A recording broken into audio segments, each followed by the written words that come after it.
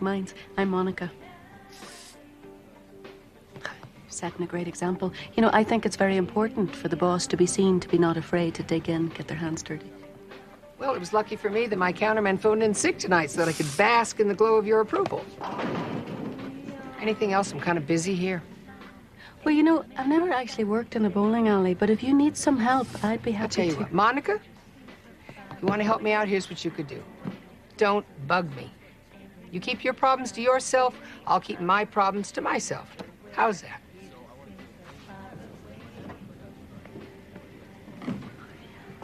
Age before beauty, old man. No, beauty's in the eye of the tiger, R.C. No, beauty's in the eye of the... Shut the stinking door already.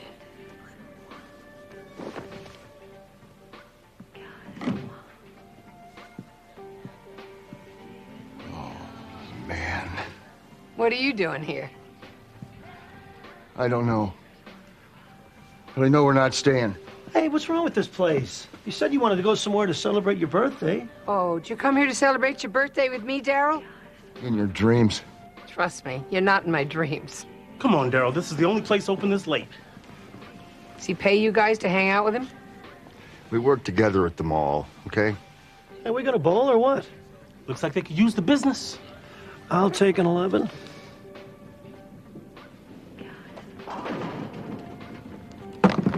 You got an 11 and a half.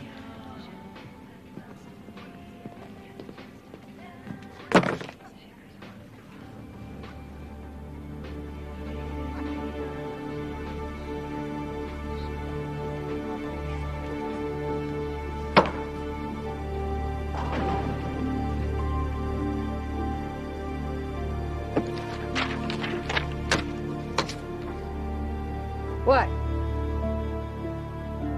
I see you kept our trophy. Oh, yeah. I use it to hold the fungus spray. Oops.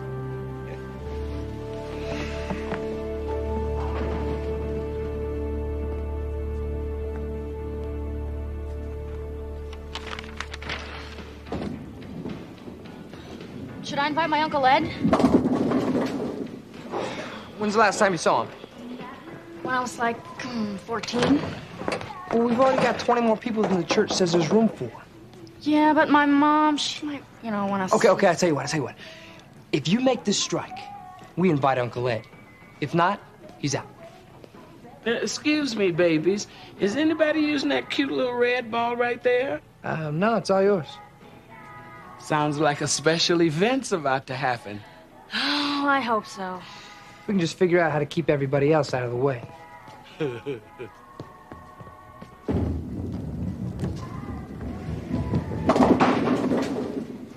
Oh! No strike. Bye-bye, Uncle Ed.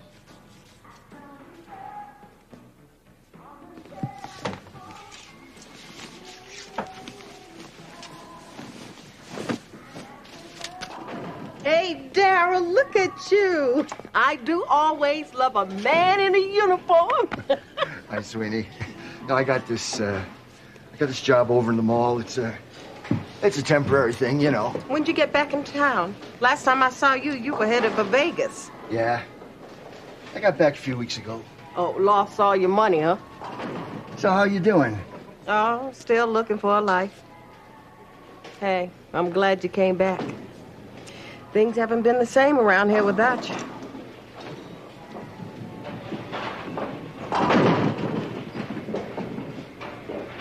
So just keep it smooth and aim for those little arrows in the middle. Why don't I aim for the little bowling pins? Well, you can. But those of us who have done this before, aim for the little arrows in the middle. You just do it any kind of way you want to, Angel Girl. But let me give you a little secret. There's bowling, and then there's test bowling. You throw that ball hard enough, those pins will go down just to keep from getting hit. Okay. Now, 3 steps. Lower the ball on the first, bring it back on the second, roll it forward on the third. And throw it hard, baby.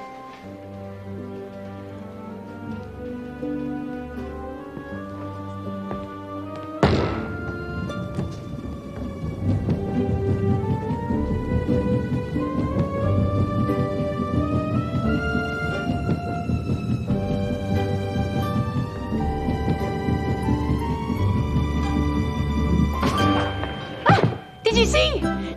Did you see? I got one. Mm-hmm, you got one. Only 9 more to knock down the next roll. I get to have another turn? Yeah, 2 chances. Let's knock them all down per frame. How could you not love a game that gives you a second chance? Because it gives me lower back pain. Go ahead, go ahead.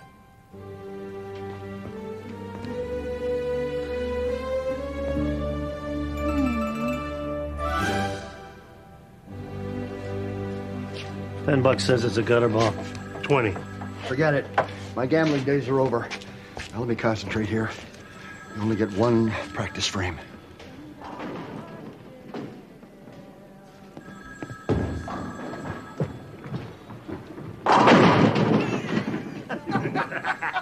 Still missing the angles. He'll never learn. Would you like me to answer that for you?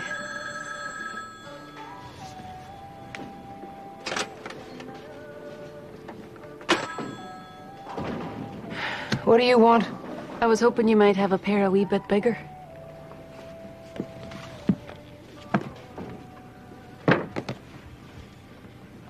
There you go, Cinderella. Have a bowl.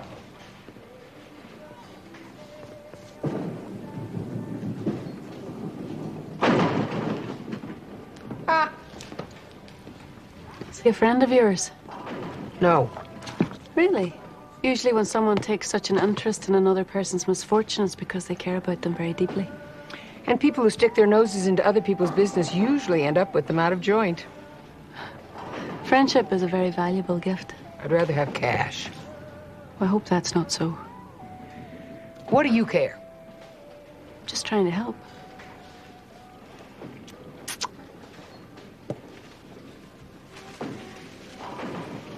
Daryl and I were friends a long time ago, but he made some choices and so did I, and now we're not.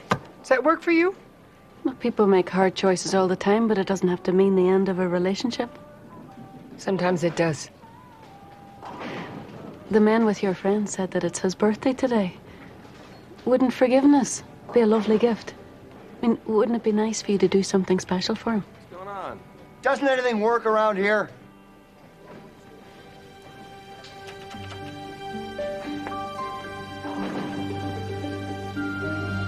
Monica? You're right, he does have something coming. Is that offer to help out still good? Yes. Great. You want to wait here a minute? Well, you gonna fix this or what? I'm working on it. I know how to fix everything.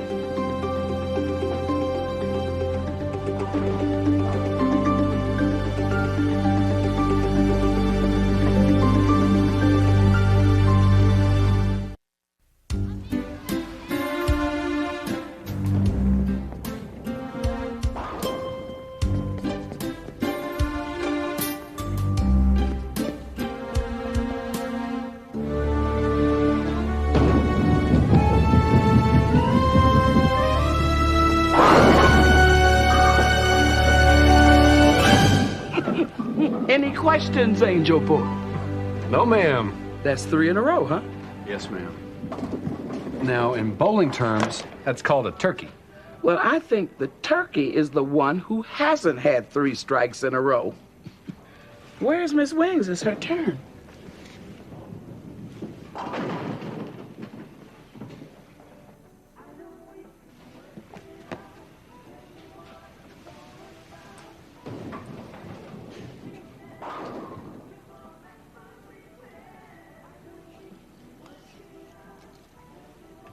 Honey, I don't want your cousin singing at our wedding. Neither do I, but my mom says her sister will kill herself if we don't let him. I will kill myself if we do. Whose wedding is this anyway? I mean, we're giving it away piece by piece. Pretty soon there's not going to be anything left for us. Why don't we just elope? Forget about all this stuff. What? We could go tonight. Get it over with. No hassles, no singing cousins, no orange bridesmaids dresses, no guest lists. You mean no wedding? Yeah, just us.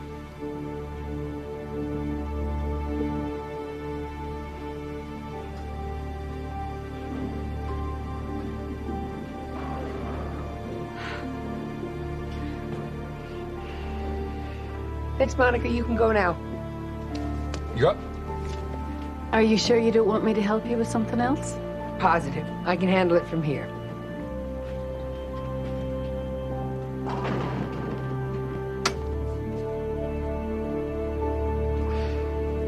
What are you doing? That gate's gonna jam again at any minute. I'm gonna put you on another lane. It's working fine now. No, it isn't. I'm gonna put you in lane 6. My old lucky lane? Yeah. Why? Consider it a birthday present. I'm even gonna give the Einstein brothers here lanes of their own, so they don't hold you up. I know how you hate to wait.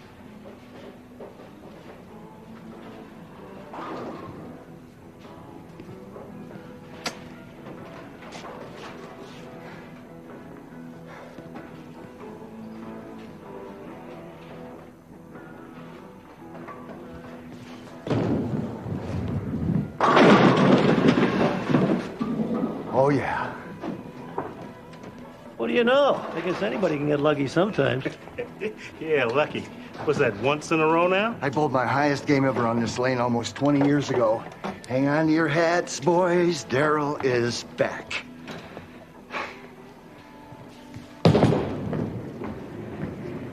Yeah. Where you going? Well, there's more to bowling than just throwing the ball down the alley. There's a snack bar. Tess, do you want me to take your turn while you're gone? Let me think about that for a minute. No.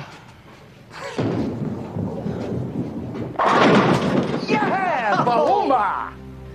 Lane 6 certainly seems to be agreeing with Daryl. Yes, it does. Doesn't it?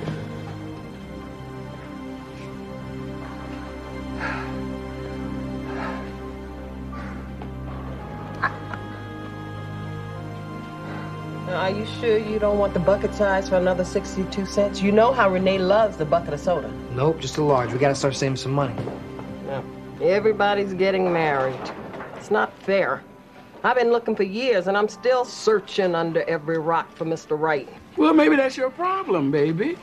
The only things that live under rocks are slimy little worms. You got a point there.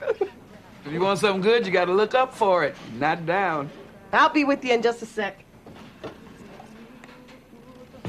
Are you two getting things worked out? No, it just keeps getting worse. I told Renee I think we should just elope and forget about it. And what'd she say? Now she thinks I hate her parents. Do you? I don't hate them, but I'm not in love with them. I'm in love with her. I know you're in love with her, but do you love her? What's the difference? Well, love makes room for everybody. You get married because you're in love, but you stay married because you do love. Look, I'm a simple guy. I bowl, I drink beer, and I love my girlfriend. Why does everything gotta get so complicated? $2.50. You just keep talking, baby. You will make it through this if you just keep talking. Thanks.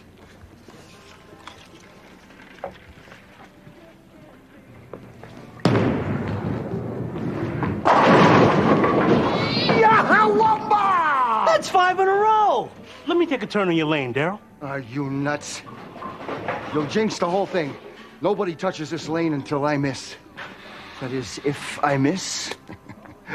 Hey, Ziggy, maybe it's time for my name to go up on the wall next to yours. Time for my perfect game. Unless you choke on this one, too. Don't worry. I won't. I got a good feeling about this. Hey, you ever listen to that radio DJ, Lenny All Night Long? They call him. I bet he'll talk about you on the radio, Daryl. Guy bowling a perfect game on his birthday. It's a great story. Could be your 15 minutes of fame. Well, it's 14 more minutes than a lot of people I know. What are you doing? I'm trying to imagine the words on my plaque.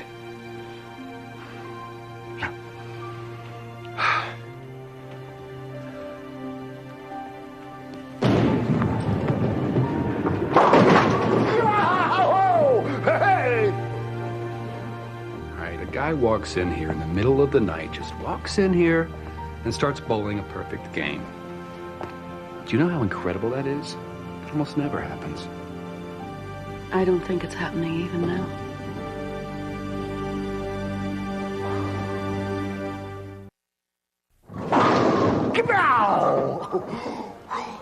I can't believe it. That's 7 in a row. My man, you are about to witness history here. I gotta sit down a minute.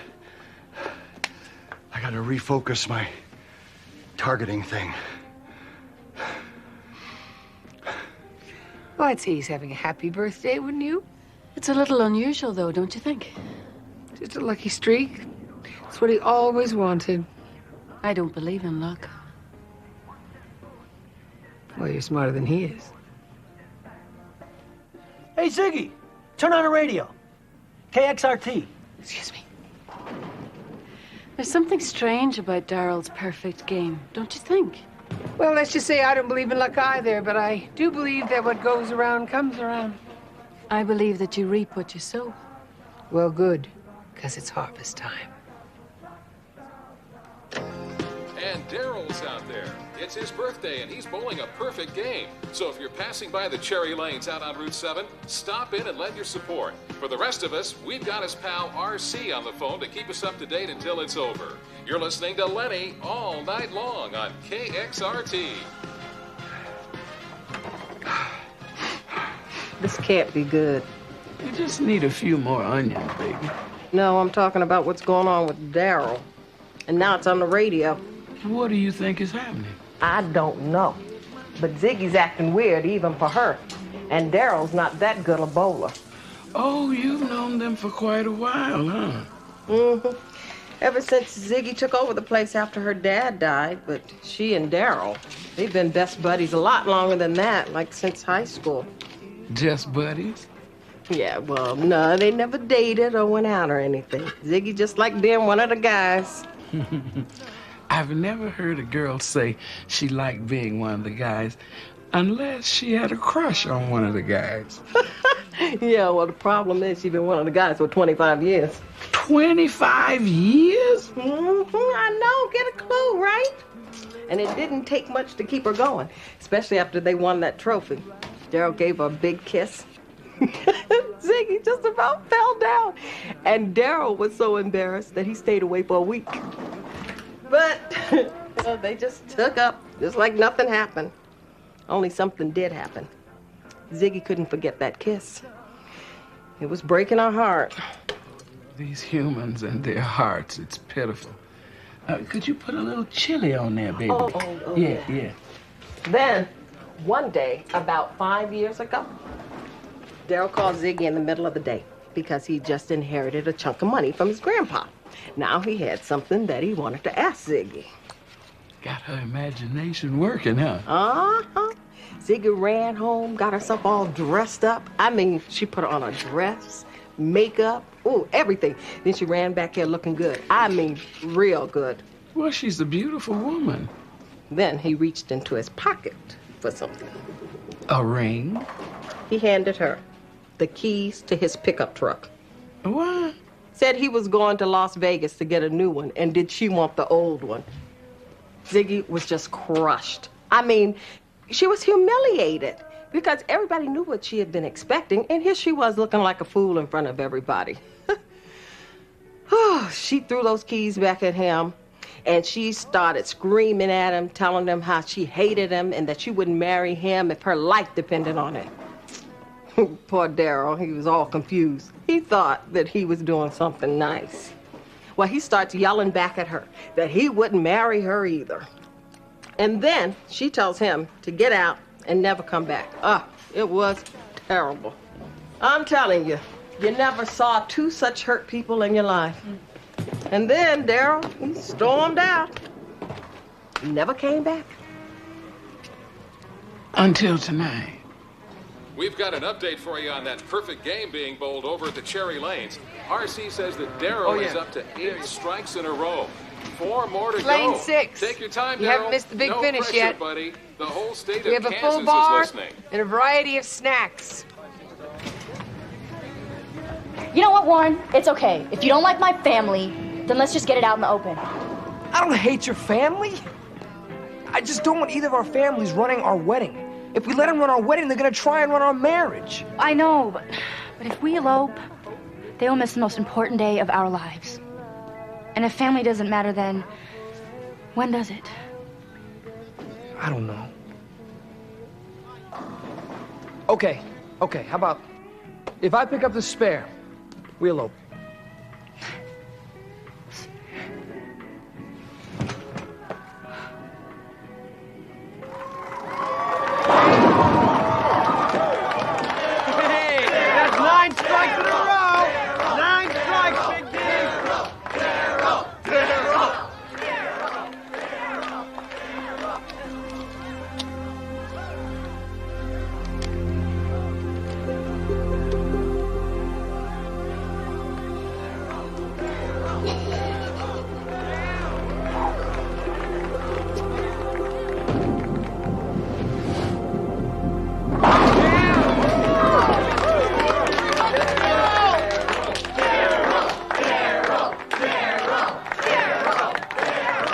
Nice, huh? Tomorrow we'll tell the boss what he can do with his 2-bit rent-a-cop job.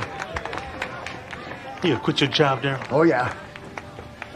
You know, I think this is God's way of telling me that my time has finally come. Wow. Yeah. I'm not gonna waste another day of my life babysitting a bunch of punks at a shopping mall. Nope. My ship is coming in. What do we have here? A perfect game? That's what it looks like. But that's not what it is.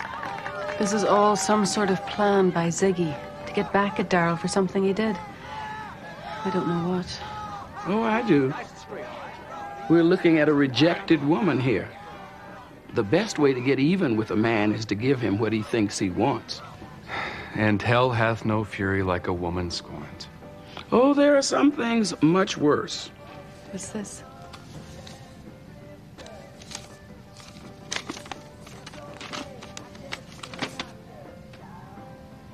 Oh, dear.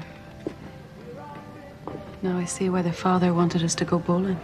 We're back on the clock, angels. Ziggy, we're gonna need more of these. Okay, go. Can I get a glass of water, please? What's the matter? You and Loverboy have a fight? He doesn't get it, Ziggy. The most important thing we ever had to make a decision on, and he treats it like he's ordering a pizza. Honey, none of them get it. Trust me. And they're not built to change. You're better off getting out and not wasting the next 25 years. I don't want out. What, so you're gonna give up the best years of your life so we can trade you in for another pizza anyway? Honey, quit while you can. I know there's no guarantees. But I love him. If I don't try, at least, then I'm gonna end up being alone like me.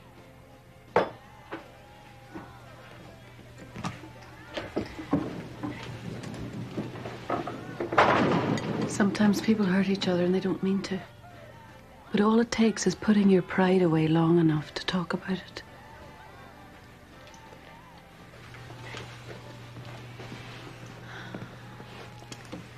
Ziggy. Shh. Watch. Look, see how he lifts his foot and snaps his fingers? He does that when he gets nervous. This must be the 10th frame. You know him very well. Better than anybody. Look, you've got to stop what's happening here. I don't know how you're doing it. A special ball or special pins or something. I don't know what you're talking about. I'm talking about avenging a humiliation that happened years ago. Revenge is not the answer. Yeah, well, it's working for me better than I ever imagined. Shoot, I wish I'd thought up that radio angle. Look, you haven't even seen Daryl for 5 years. You don't know what's going on in his life. Talk to him. Put the past in the past. There's a reason that he ended up here tonight. He needs you. Quiet, everybody. This is the big one. Let the man concentrate.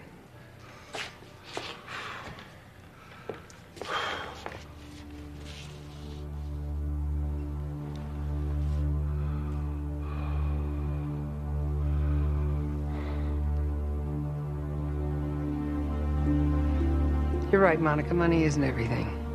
No, Ziggy, you don't understand. You're a loser, Daryl!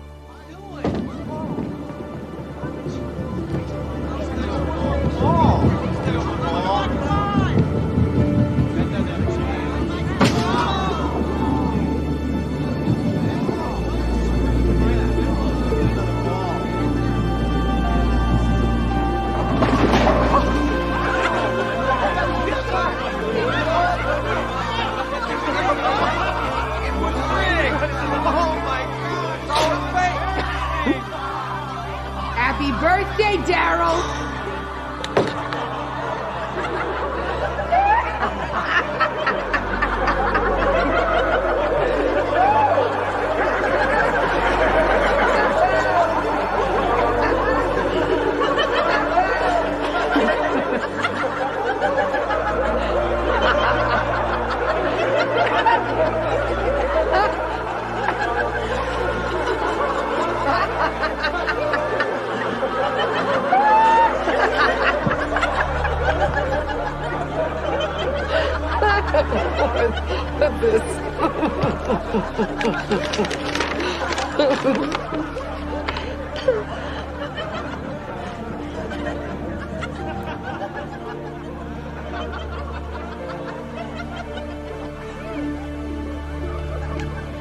He's having an operation? He has cancer.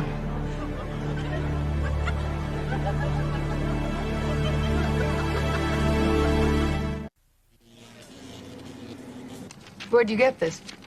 Tess found it on the floor. Yeah. Well, listen, it's not my problem. If he didn't want to deal with me, he should have had Tweedledum and Tweedledummer bring him in here in the first place. Well, the party's over at the Cherry Lane. Somebody rigged the pins and pulled a pretty awful joke on Daryl, but definitely funny. Oh, well, happy birthday anyway, buddy. Here's one from the early 60s. You there massaging his shoulders like he's some kind of prize fighter or something. What about you playing special reporter on the radio like he's your best friend? Best friend? I've known the guy, what, 6 weeks? This guy. How can you think that this is funny? Well, I don't. I mean, the poor guy, it's just... Ziggy was right. At least it didn't take me 25 years to find out.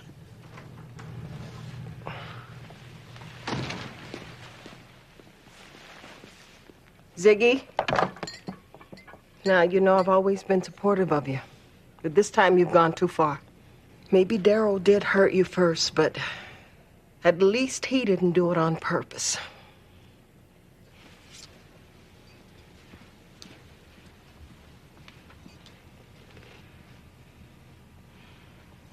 I'm not sorry.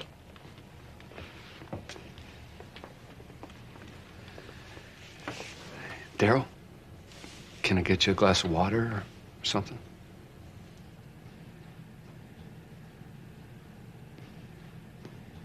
Where's your fiancé?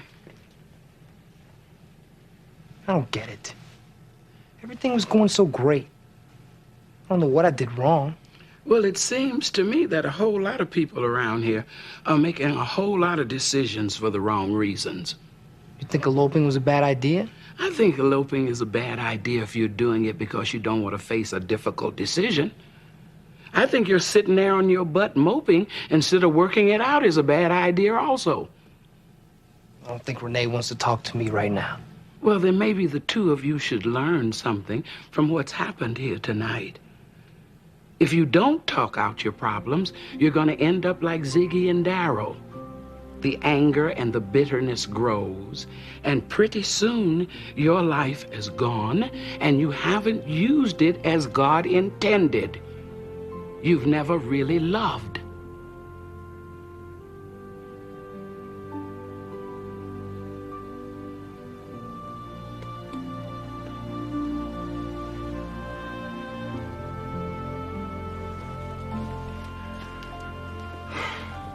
Don't let him walk out, Ziggy.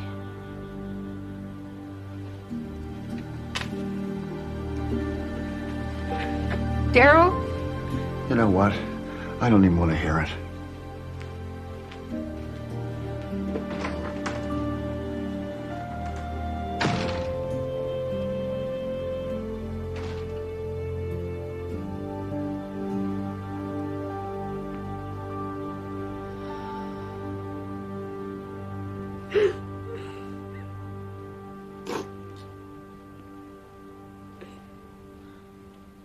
It's good to cry sometimes. It's like giving your soul sort of a shower. Yeah, and hiccups are like giving your stomach a dance lesson. Your turn. You've always had an answer for everything, haven't you? Hey, if you don't like it, you can leave. Huh? The sooner the better. How many people have to leave before you're finally alone, Ziggy? Honey, I've been alone all my life. No, you haven't. Who are you? Just stay away from me. Daryl put you up to this, didn't he? No. I've been an angel for almost an eternity. But you know what? I've never done bowling before. An angel? Yes. I'm an angel from God. And I've been wondering all night why he chose this place, this night. To send me here, well, to send us, Tess, Andrew and myself. And I've been wondering why he wants us to play a game before we could do our work. I honestly don't know. Well, I think it's because there's such an interesting lesson to be learned from bowling. You always get a second chance. It doesn't matter how you throw the ball. Right down the middle, right into the gutter. You always get a chance to make it right. Have you noticed that? This is what God's thinking about these days. Ziggy, stop being like this. Like what? Like you don't care that the creator of the universe has sent a messenger to speak to your heart, to minister to your soul. Like you don't care that the only man you ever loved just walked out of here. Like you don't care that a miracle brought him here tonight when he needed your friendship the most. Like you don't care that you rejected and humiliated him. I do care, so shut up! Just shut up! I do! God, I do care. He was my best friend. Nobody knew me like he did, and I loved him.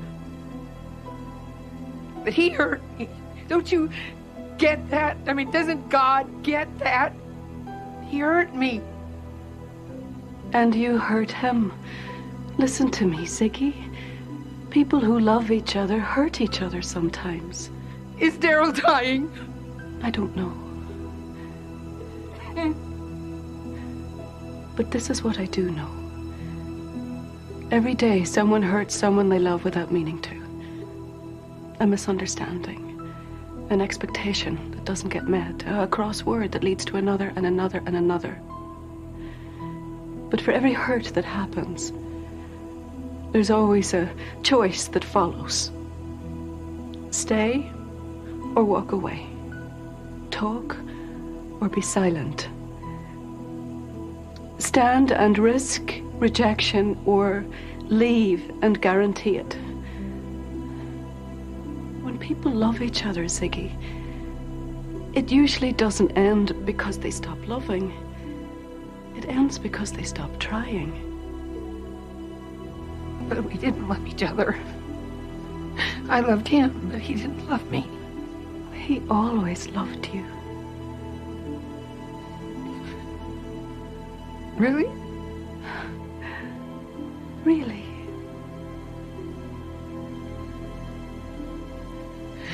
Thanks. You just never told each other. Love is the greatest gift that God can give two people. But if you don't accept it, if you let pride get in the way of the words, I love you, then love has no place to go but away. Okay. God loves you so much, Ziggy.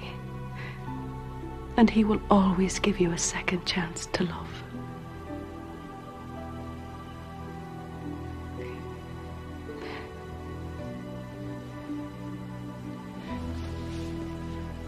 Renee, look, I don't know exactly everything that went wrong tonight, but I do know the most important thing. I love you. And I want to spend the rest of my life with you. I love you too, Warren. But I don't... No buts. Excuse me. Listen to me. A few years ago, the only man that I was ever in love with came in here and handed me the keys to his truck instead of the ring that I was expecting. And I was so hurt and so proud that I didn't understand what it was he was saying. All I knew was I wasn't getting what I wanted. Sometimes we hear things and we put meanings to them that were never really intended. And that's when things go wrong. Do you love him?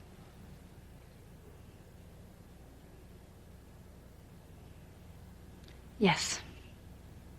Do you love her? Yes, of course. So get married already. I mean, invite anybody you want to. It doesn't matter. And Monica, you just got your assignment. What about the 10 Commandments? Don't worry about it, baby. You'll learn them. You might even see them.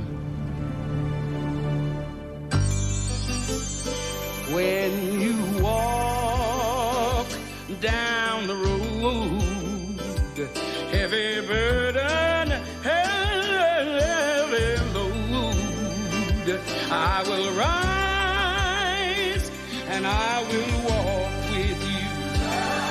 I'll walk with you till the sun don't even shine. Walk with you every time. I tell you, I'll walk with you. Believe me, I'll walk with you.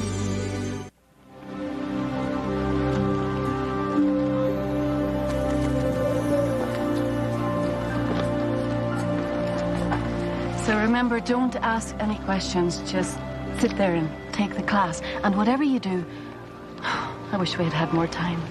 Whatever you do, do not tell him that you're an angel. Nobody's supposed to know.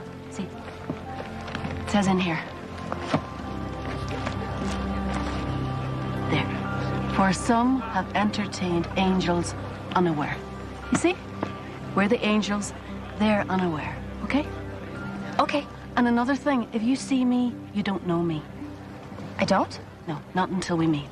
Then I know you? Right. Okay. I'm going to college.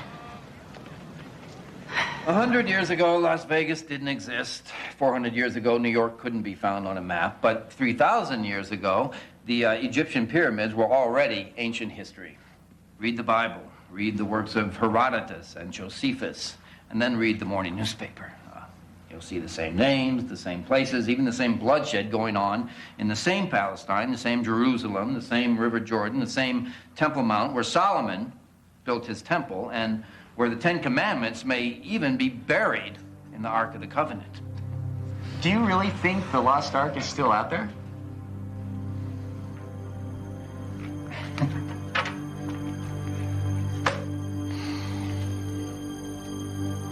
The Israelites actually carried the ark with them as they wandered through the desert. Oh, with Moses. Right, and it contained all kinds of sacred objects, including the tablets with the Ten Commandments that Moses actually brought down from Mount Sinai. It ended up in Solomon's temple. And then around 586 BC, when the temple was destroyed, the ark just disappeared. Now, some say it was taken to Ethiopia. But most others still believe that it is hidden underneath the Temple Mount in Jerusalem. And, oh my goodness, I'm sorry, I've gone over.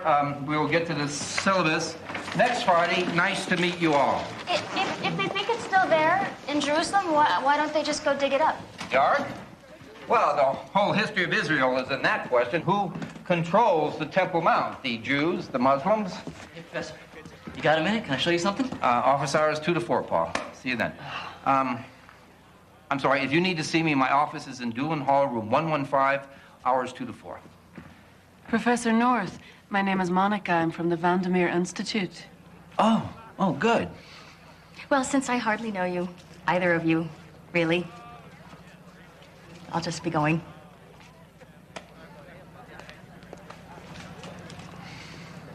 I've been expecting you. The Institute has every confidence in your ability to complete your book. And that's why they sent you? Well, they have made a rather large grant, so they want some assurance that your work on the political ramifications of material archaeological evidence of the Temple Mount will be complete on schedule. It's coming along nicely. Good. I look forward to reading what you have before I leave. Oh, gosh, you know, I'd love that, but I really... I got another class to go to. I've got student meetings. Then there's this darn faculty cocktail party thing. At Dr. Hardwick's. Well, I'm going too, so we can talk tonight. Oh, good. Great. I'll see you then.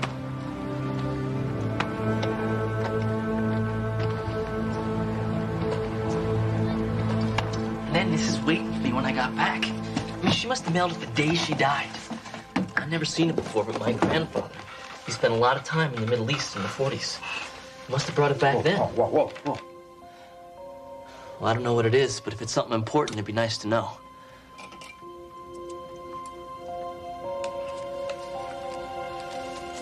It's Aramaic, right? Or is it Hebrew? It's Aramaic.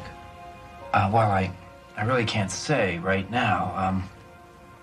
No, probably somebody soaked some paper in some tea and passed it off to your grandfather as an ancient document. Happened a lot before they started cracking down on that sort of thing. Well, but it looks so old. Why don't you leave it with me for a bit? I'll send a sample off for carbon dating, maybe try and translate some of it. Probably says welcome to Tel Aviv or something. Well, okay, all right. Thanks, Professor.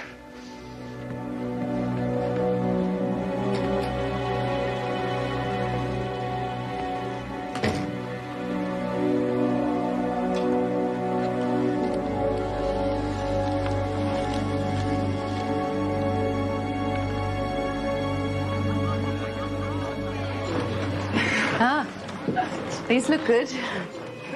Thank you. You're welcome. Thanks. She's here because I'm the department chairman. I approved the matching funds. And if she sees that I'm not worried, maybe she won't worry. I did you a favor. Favor?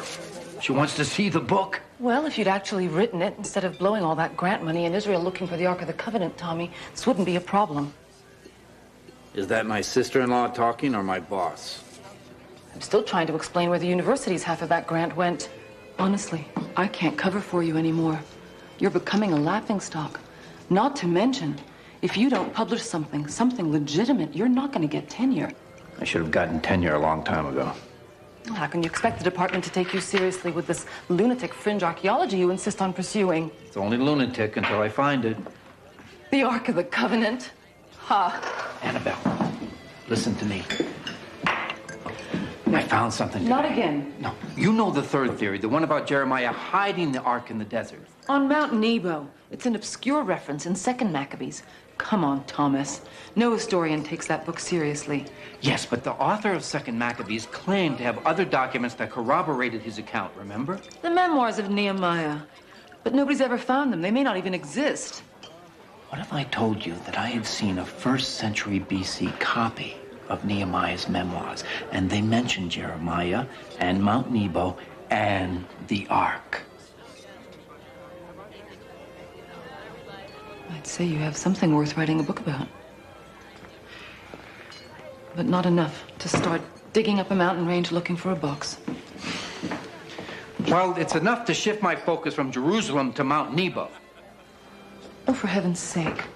Mount Nebo is full of caves. Hundreds of them. You'll be dead before you've ever even explored a tenth of what's there. Tommy, I love you. I know why this means so much to you. And everyone has to have a dream, I know that. You know what my dream is? That you find some peace. Not in Jerusalem, not on Mount Nebo, but here.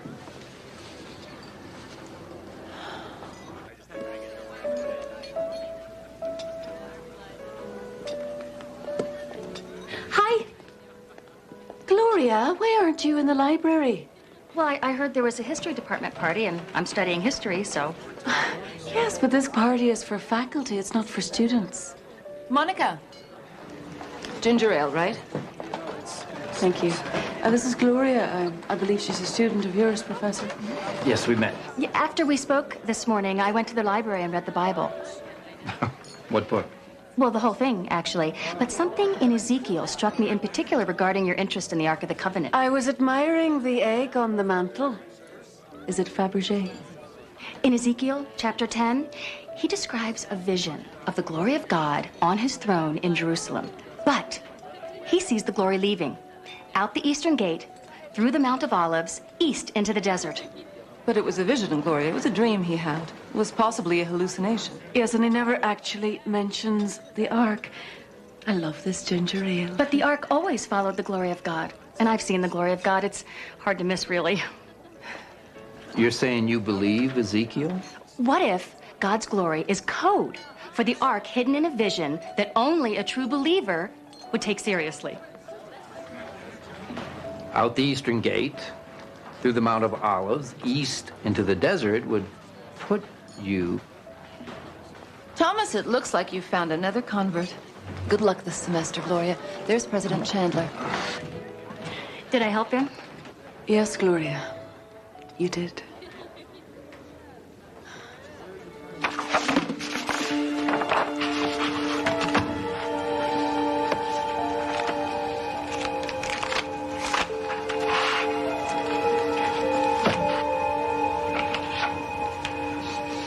Jerusalem, Temple Mount, out the Eastern Gate, through the Mount of Olives, across the desert, across the Dead Sea to Mount Nebo.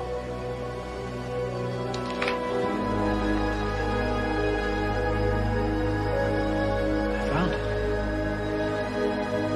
I found it.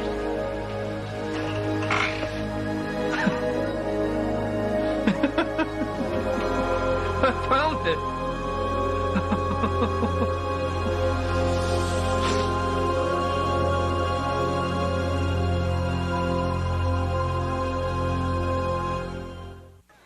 So it's genuine. I didn't say that. I said that it carbon dated at 2,100 years old. I read Aramaic, Professor. I know what you think you have there. Is that right? This scroll appears to confirm the theory that Jeremiah took the Ark of the Covenant and hid it in a cave on Mount Nebo. First of all, nobody believes that theory. And second, if they did, they'd have to be nuts to go digging around Mount Nebo without some sort of map. Well, what if someone did figure out a map? They might be crazy enough to think they could find that Ark, and that would be a shame. No, that would be the greatest archaeological discovery in the history of the world. Oh, really? What would be the greatest? The fame it would bring the finder, or the war that would be fought over it? You see, Professor, they keep calling it the Lost Ark. It's not lost. It's hidden. And there's a good reason for it to stay hidden. It's not a movie. It's real, and it's holy. How much do I owe you? It's on the house. But you think about what I've said to you, or you might find it'll cost you more than you can even imagine.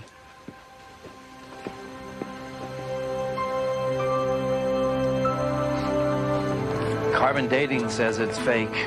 It's worthless. Yeah. Yeah, I figured.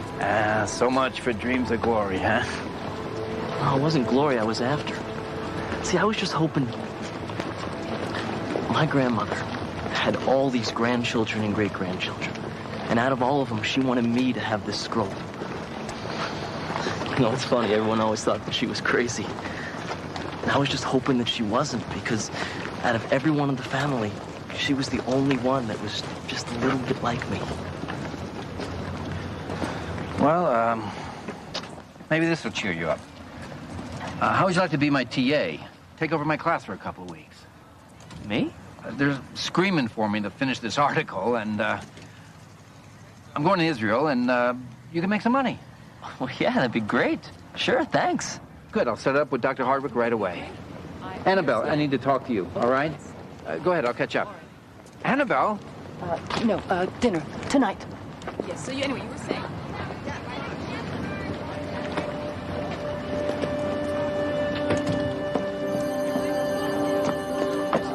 So he's going after the Ark. It looks like it. I tried to stop him. Maybe we should tie him up. Oh, that's a wonderful idea. And then we'll hit him in the head with a frying pan. That seems excessive. You don't even know if this document is real. Oh, it's real. The carbon dating proves it. And nobody else knows but you and me. What about the student who brought it in? I told him it was a fake. I can't have anyone else involved. You lied to him? Thomas.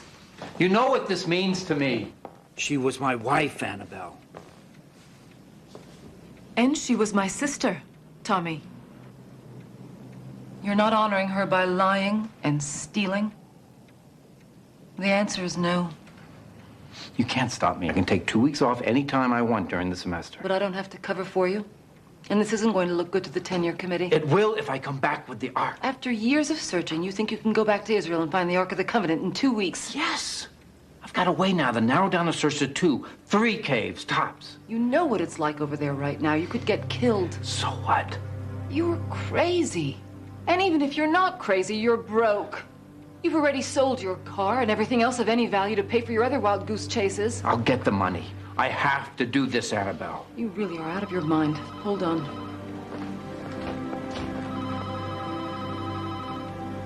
Hello. Oh, yes. I'm so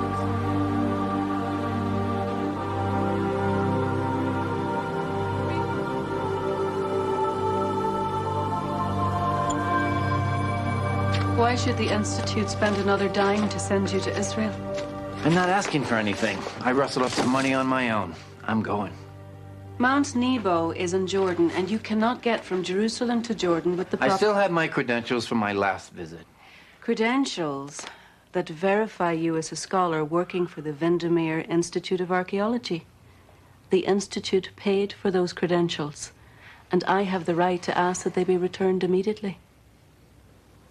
But you're not going to. No. You're a desperate man, and you'll use desperate measures to get what you want. So you can keep the credentials under one condition. What's that? That I go with you. You need an expedition party. You can't afford it. I'll set it up. We'll use my contacts. Any additional costs will be picked up by the Institute with the understanding that regardless of what you find or don't find, you'll return to the university in 2 weeks. Yes. Okay. Let's do it.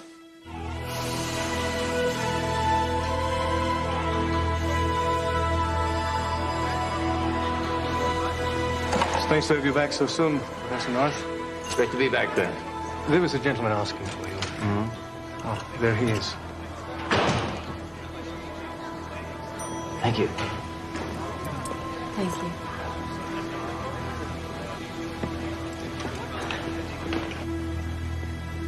I need to take coordinates from the Temple Mount and the Mount of Olives, so I'll need GPS capability. That's already on the Jeep. So we'll cross the Jordan on the Alamy Bridge, set up base camp in the Valley of Peor, up Mount Nebo to the top of Pisgah. Now, I've got the permits, but they're only going to be good for 5 days. So short notice. Well, we'll do the best we can. One other thing. I need a gun. I don't supply guns. Oh, come on, there are guns in every corner around here. I'll provide you all the protection that you need. No guns. Fine. See you tomorrow morning.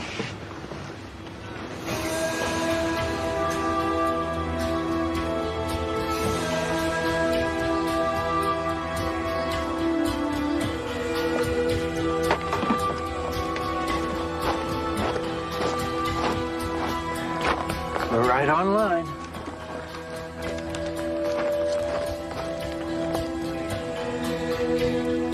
Oh, there must be 50 caves up there. Monica, where are those specks we took at the Eastern Gate? They're right here. Thank you. I just want you to know how much it means to me to be on this expedition, and that you've taken my Ezekiel theories so seriously. But upon further reflection, I'm beginning to think that finding the Ark is not such a good idea. I mean, isn't there something else you could do to become a famous archaeologist? You have no idea why I'm doing this.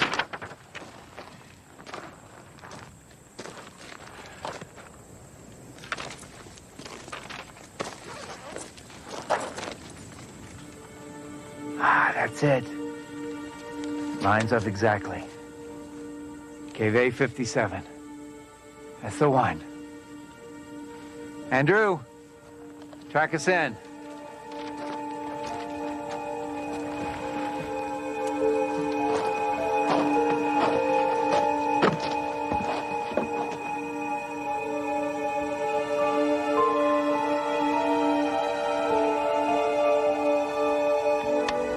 That's it. There.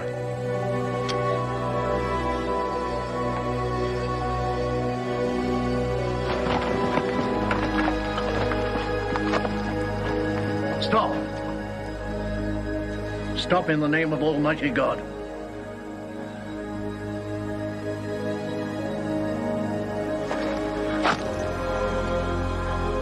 Get out of the way.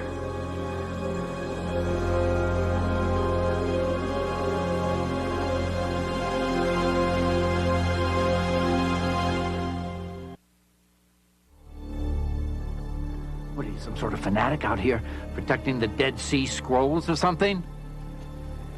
You don't want to do this, Thomas? I don't want to do it, but I will. Well, death means little to me. But becoming a murderer would have great significance for you. Remember, I tried to warn you.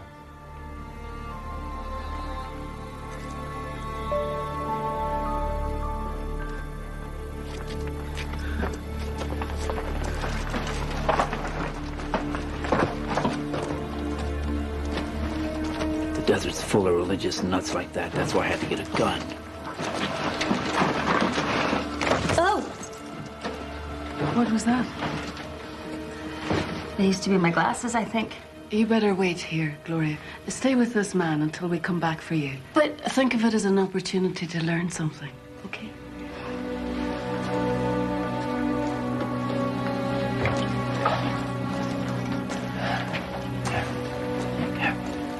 Follow me.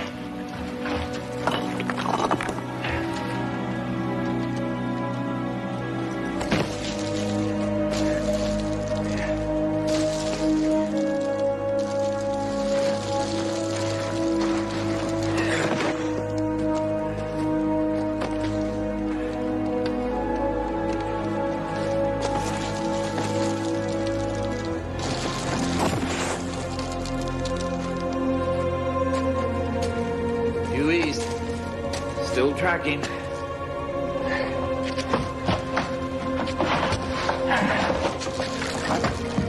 Did you really have killed that man back there? Yes.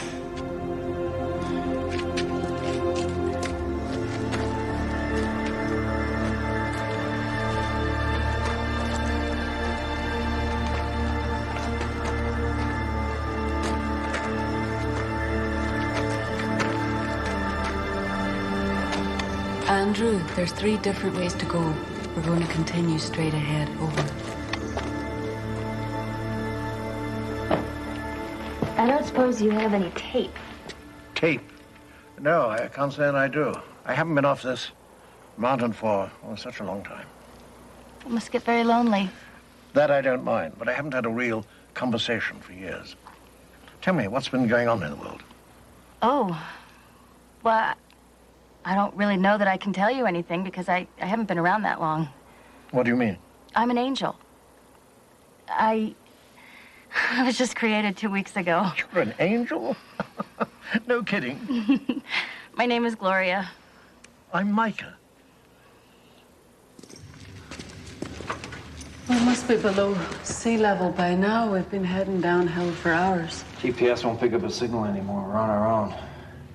We're turning south.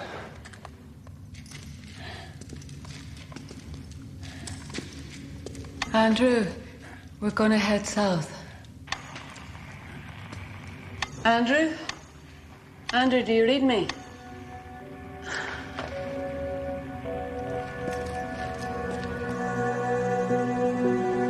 Monica? Monica, are you there? Come in.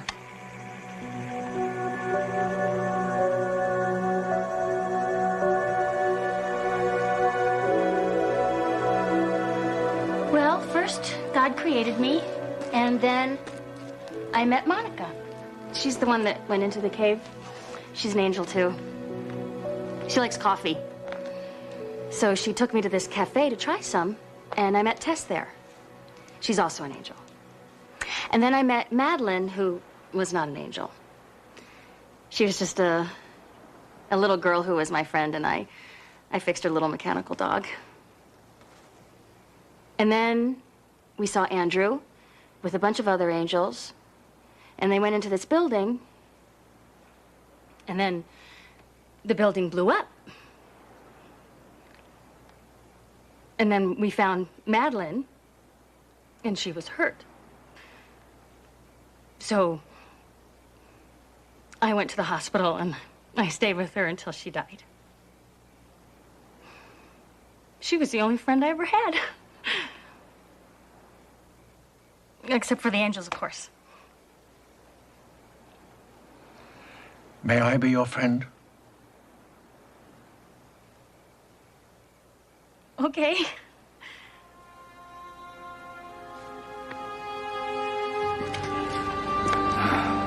I don't know about you, but I'm getting kind of hungry.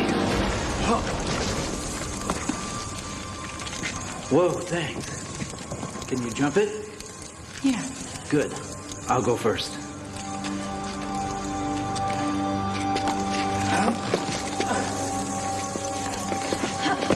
Okay. That's what we in the archaeological business call a leap of faith.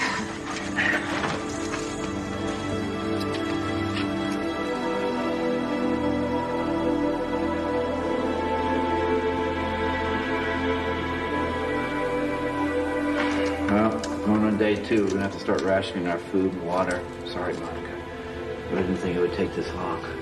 Would it have made any difference? You seemed determined to find it, no matter what. 5 years ago, I was on a survey in Jerusalem. We were mapping out the Herodian palace. But as usual, I was off researching the Ark. Laura, my wife, was 5 months pregnant. I should have been back in the States with her, but I wasn't. So she decided to come and visit me. She was killed in a taxi that crashed on the way to the airport. Oh, I'm so sorry. We were kids together, and when Raiders of the Lost Ark came out, she went with me to see it 4 times. And when I told her that I wanted to be an archaeologist and that I wanted to find the Ark for real, she said she didn't care if we lived in the past or the future, as long as we lived it together. She would have never been in that car if I hadn't been here, so damn determined to make a name for myself. Thomas, finding the Ark won't bring your family back. She believed in me. She believed in what I was trying to do. If I don't find it, then what did she die for? I understand why it's so important to you. But you're searching for the Ark of the Covenant. The real Ark that contains the real 10 Commandments. And who knows how many you have broken just coming this far. You sound as if you actually believe that God put the commandments down on a mountaintop. I do.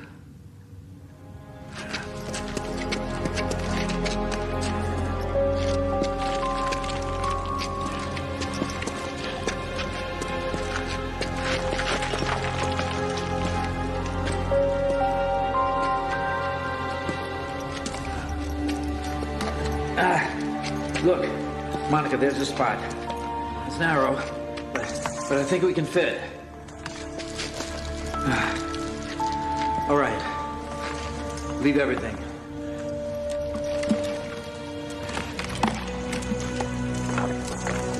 Monica, hurry! Get in here!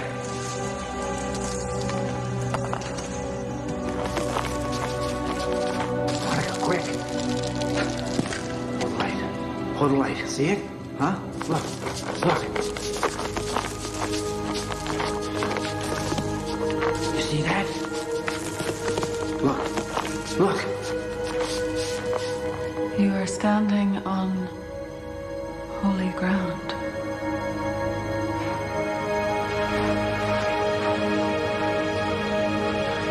Monica, we're here. You're standing on holy ground. Look, there's more. Jeremiah. Over here. Over here. The law. Yahweh. Monica, this is it. This is it. It's a man-made wall. This rock around it looks like it's ready to go.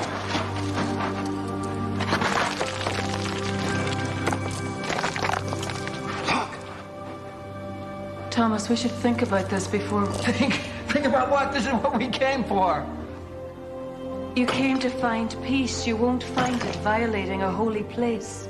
This isn't a holy place. This is a cave. Wouldn't it be something if we were under Jerusalem after all? There are just so many things to do. And I know angels are supposed to live in eternity, but an eternity doesn't seem long enough. I mean, look at this list of things I have to do already. Rollerblading, cell phones, you've got plenty of time for all these things. But if you could learn to sing, it might come in handy today. Are you a good learner? I have unlimited memory and an excellent capacity for information retrieval. Oh, good. Let's give it a try, shall we? Now listen very carefully. Me, me, me, me, me, me, me, me, me. You, you. You're very funny, and you're going to do just fine. I'm going to do what just fine? Hello, Micah. Andrew, nice to see you again.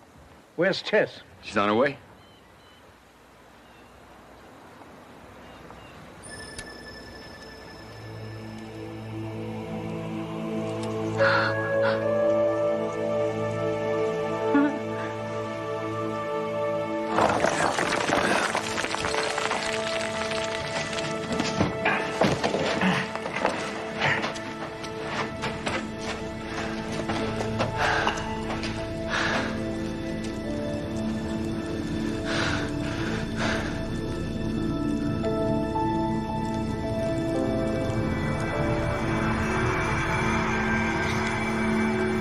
You.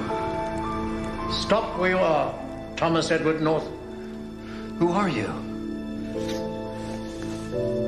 I am Micah, an angel of the Most High God, the God of Abraham and of Isaac and of Jacob, the God of Moses, who placed the tablets of the law in this ark, which I protect. Monica, you seen this? Monica. Be not afraid, Thomas. You are in the presence of angels. What? You've been surrounded by angels all along the way. We tried to discourage you from coming this far, because anyone who stands in this holy place bears a heavy burden for the rest of their lives. But you are here, and we're here to help you heal and to understand what you're about to see. It's true? Yes, it is the Ark of the Covenant that sits behind this veil. It contains the tablets of the Ten Commandments, the staff of Aaron, and a jar of the manna that God provided for his children in the wilderness. It is where the presence of God came to rest, to comfort his lost children.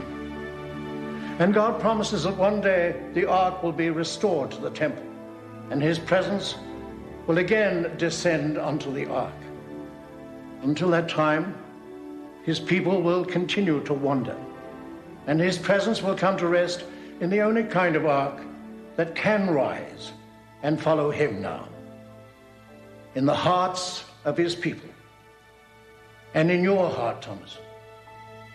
That is where God will come to rest, if you will make a place for him. That is where you will find peace. Why should I find God? After what he did to Laura, after what he did to me. Humble yourself in the sight of your God, Thomas. He's not my God. He's your God, and you can have him. Just let me see that.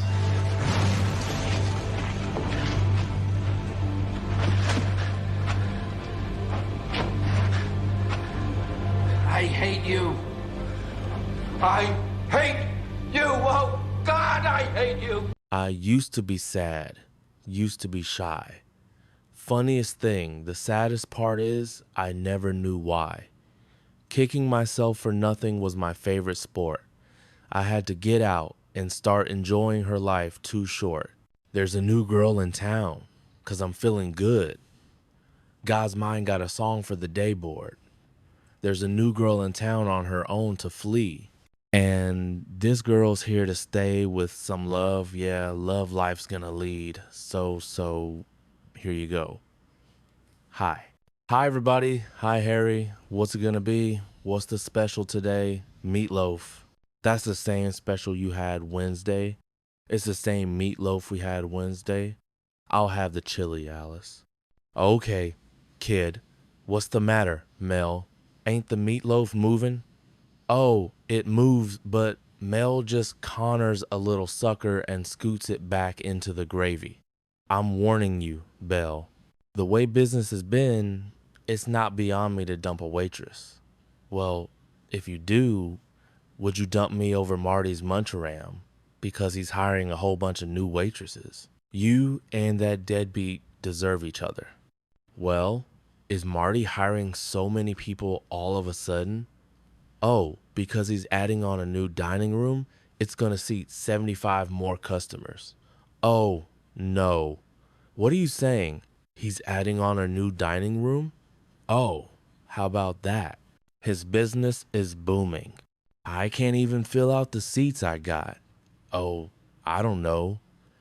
It looks to me like you fill this one out pretty good.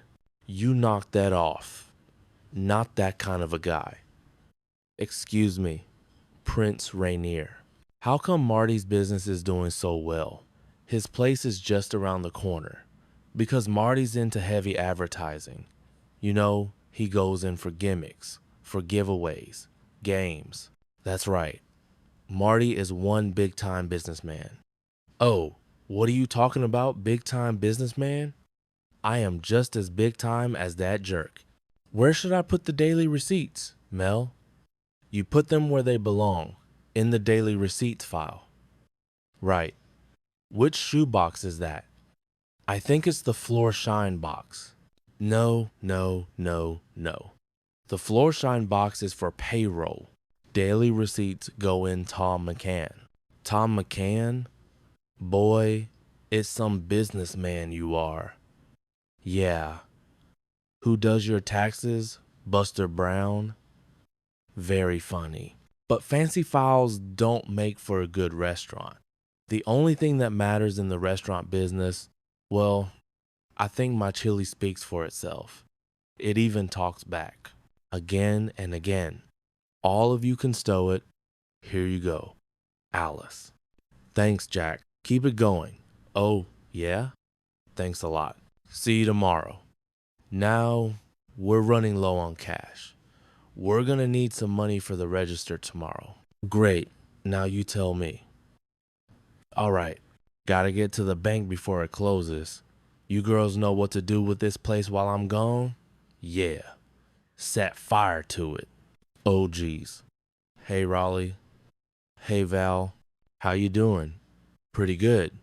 Well, what's this? Oh, it's an automatic bank teller. They just installed it. I'm not kidding. How's it work? Well, simple. The bank issues you a card and you just slip it in. Window raises up, then you touch a few buttons and let the machine know how much you need. And you got your money. That's great. But I like Miss Beyer-Walsh and Window 3 better. But you can't touch her buttons. See you at the poker game. All right. Jeez. It's really simple. I gotta get one of these cards. Put the card in there. Punch a couple of buttons. Raleigh, my hand is caught. Doesn't say anything about catching your hand in there. Oh, you stupid machine. Oh, come on. Alice, Belle, Vera, darling. Oh, I love you. I love you. You do something to me, something that simply mystifies me. Tell me, why do I feel? You have the power to hypnotize me. Alice, what are you doing here? I work here. What are you doing? The foxtrot. Let me see. Who you got in the box, Ginger Rogers? What box? Alice? Fine with me. Mel? I don't see any box. I just thought maybe you barked yourself a new pair of shoes or something. No. But I'm going to. Okay, Mel, did you see this in the paper? What happened at the bank last night? What? Late last night, The Desert Bank discovered that their automated teller machine went berserk and spewed out $24,675 in cash. Oh, mercy. The money has not been recovered. Can you imagine that? No! Imagine some guy who got away with $25,000 in cash. Why do you say guy? Why does it have to be a guy? It could be a broad. It could be a gang of broads, right? Person or person. Sex unknown. It's a lot of money though, isn't it? What would you do if that happened to you? What would anybody do? They would keep it. Oh, I don't know, Mel. I mean, I know the temptation would be there, but it is stealing, after all. Why do you say it's stealing? Maybe the machine meant for the guy to have it. Oh, come on, Mel. Machines don't mean for people to have things. Machines make mistakes. That's all. I think the only honest thing would be to turn the money back. Why is that the only honest thing? It could be another honest thing. I don't think so. Besides, if the guy got caught and didn't turn the money back, he'd go to jail for like 10 years? 10 years? Maybe 20? What was wrong with 10? Besides, what if the guy didn't get caught and he spends his life hiding out like a fugitive, changing his identity, changing his name, having plastic surgery? You're right, Alice. Maybe he should take it back. Morning. Hi, everybody. Morning. What's up? Well, Mel and I were just having one of those what if conversations, you know? Oh, I just love those. Here's one of my favorites. What if you were walking down the street and a spaceship from another planet lands? Now, an alien walks right up to you and asks, how would you like to be the first person to ride in a flying saucer? Vera, what would you do? Would you A, run away, B, call the president, or C, ask for a seat in the no smoking section? Vera, what if you were at work and your boss threatened to wrap this spatula around your neck? What would you do? A, run away. Morning, guys. Morning, morning. I'll have bacon and eggs. Right. Just coffee, Vera. Okay. Hello, brave people. Who would like a free balloon from Marty's Muncharama? How you doing, Marty? Do I need a reservation? Or can you just squeeze me in? Well, well, well, if it isn't Marty. How you doing with your Munchkinette, Marty? That's Muncharama, Mel. Munch-a-Rama. Well, this is my hyphen. Damn hyphen. Diner hyphen. What do you want here, Marty? Nothing special, Mel. Nothing special. I just thought I'd drop by and steal a couple more of your customers. Well, you are out of luck, Mr. Marty Muncharama, because there aren't any customers to steal. What do you call us? A dying breed. I can see why. What do you call that? Bacon and eggs. No. They had gray stuff there. I don't know. Alice, what's this gray stuff? Home fries? Bell? What's this gray stuff? Old grits? Beer? Sure. What's this gray stuff? My sponge. I was wondering why I left it. You serve me sponge, Mel? Huh? Well, look, it's kind of tough to chew, but it really soaks up the gravy. All right. Marty, I don't want you hanging around here making fun of my food. Now, wait a minute, Mel. I just came over here to offer you a little deal. What kind of little deal? Well, look, obviously, it's just a matter of time before your business goes under. Since I'm expanding, I want you to know you can always come and work for me. Ha ha ha. Don't make me laugh. I would never come to work for you as a cook. No, Mel. I didn't mean as a cook. I meant as a busboy. Busboy? Listen, wise guy, why would I be a busboy for you when I've got such big plans for this place?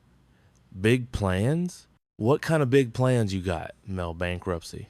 If that's what Mel wants, we're right behind him. Face it, Mel, you are never going to be in my league. That new dining room is costing me $15,000 and I'm paying for it in cash. Big deal. It is a big deal. Mel, it's a big business deal. But you wouldn't know anything about that, would you, Mel? You want to talk about big business? Let's talk big business, Marty. I'll show you big business. Here is big business in action. Take a look at that, Marty. Big business. I can't believe it. Holy smokes. Look at all that gorgeous greenbacks. Hello, Marty. It's not polite to stare, and touching is a no-no. Mel, all this time I thought you were just small potatoes. Small potatoes? Well, us big guys think your lousy $15,000 is peanuts. Small potatoes and peanuts? Gee, my answer would love that. Now that you know who you're dealing with, let me give you some advice, Marty. Yeah, sure, Mel. Put sponges on your menu.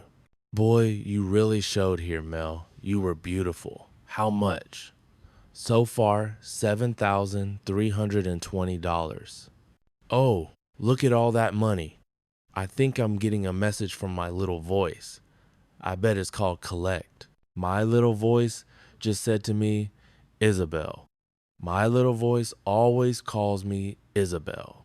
Isabel, destiny has chosen Mel to walk hand in hand with you down life's highway, all the way to the bank. My little voice is no dummy. So long, millionaire. Hey, wait. We forgot to pay the check. No. Never mind the check. I'll take care of that. It's on the house. Hey, thanks, Mel. Mel gave me a free meal. I could appear on That's Incredible.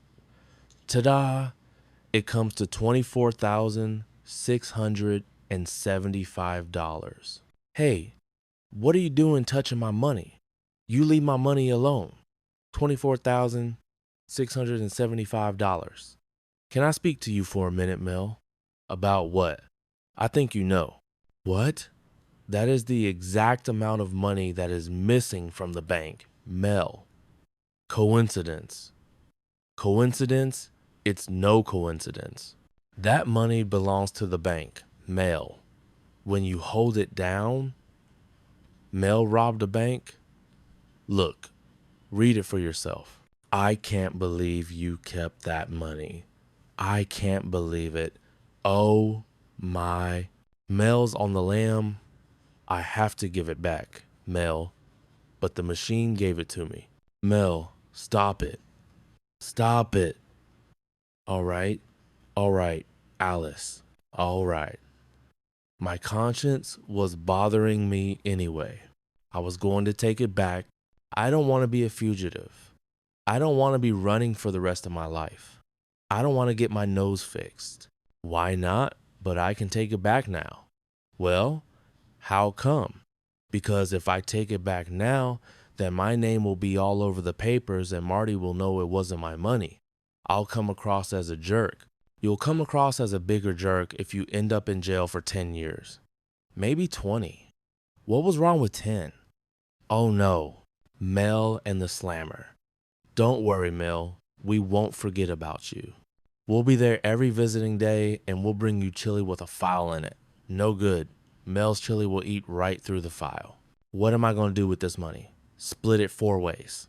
All right? You don't want Marty to know that you have the money. Okay? So what you have to do is you have to return this money anonymously. How am I going to do that? You write them a note explaining what happened. And tonight when it's dark, you go back to the bank and you put this money back into the machine. All of it. All of it. Okay, the coast is flake. Come on, let's go. You got all the money? Yes. Yes. I've got it. Don't you trust me? No. The note. Give me the note. It's right here. Dear Bank, last night I got all this dumb money by mistake thanks to your stupid machine. Aren't you afraid somebody will recognize your literary style? You're lucky that I was the one who found it. Signed, and honest citizen. Okay, let's go. Let's put the money back.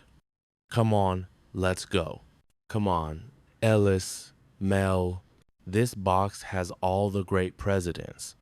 Then you're just gonna have to say goodbye to all the great presidents. Come on, Mel. All right. Goodbye, George. Goodbye, Amy. Toodle-doo, Andrew. Ellis, I can't do this. For the help, if I hum hail to the chief, Ellis. Ellis. It's coming. It's coming. Like a natural. Would you like something in a sandal type shoe? Or maybe a wedgie? We have a sale on wedgie. Yes, I know what I'd like. I'd like an espadrille. If you have a nice pink espadrille, I'd like them. Espadrille? Yes. That's what I have on my foot. That's an espadrille. What kind of a shoe salesman are you? I just started working here this morning. That's about a 6.5. Well, that was good. Good cover. You're good. That was great. You're really good. Let's go. We did it. We did it. We did it. We did it. We did it. We did it. We did it. Why am I jumping up and down? I just gave away $25,000. Jumping up and down because you're not going to jail. Oh, that's right. Ellis? Oh, you're wonderful. Oh, you kicked me out of jail. Yes, and you get to keep that nose. What I want to know is, how does this thing work? How did that happen to you? Oh, Rolly said you put the card in the slot there and you punched the button. Yes, the button. It's punch the button. It's your secret code. Your secret code. Okay? 5-7 secret code. My hand is gone. That's exactly what happened to me yesterday. Yeah. And what did you do? I yanked it. I just yanked it.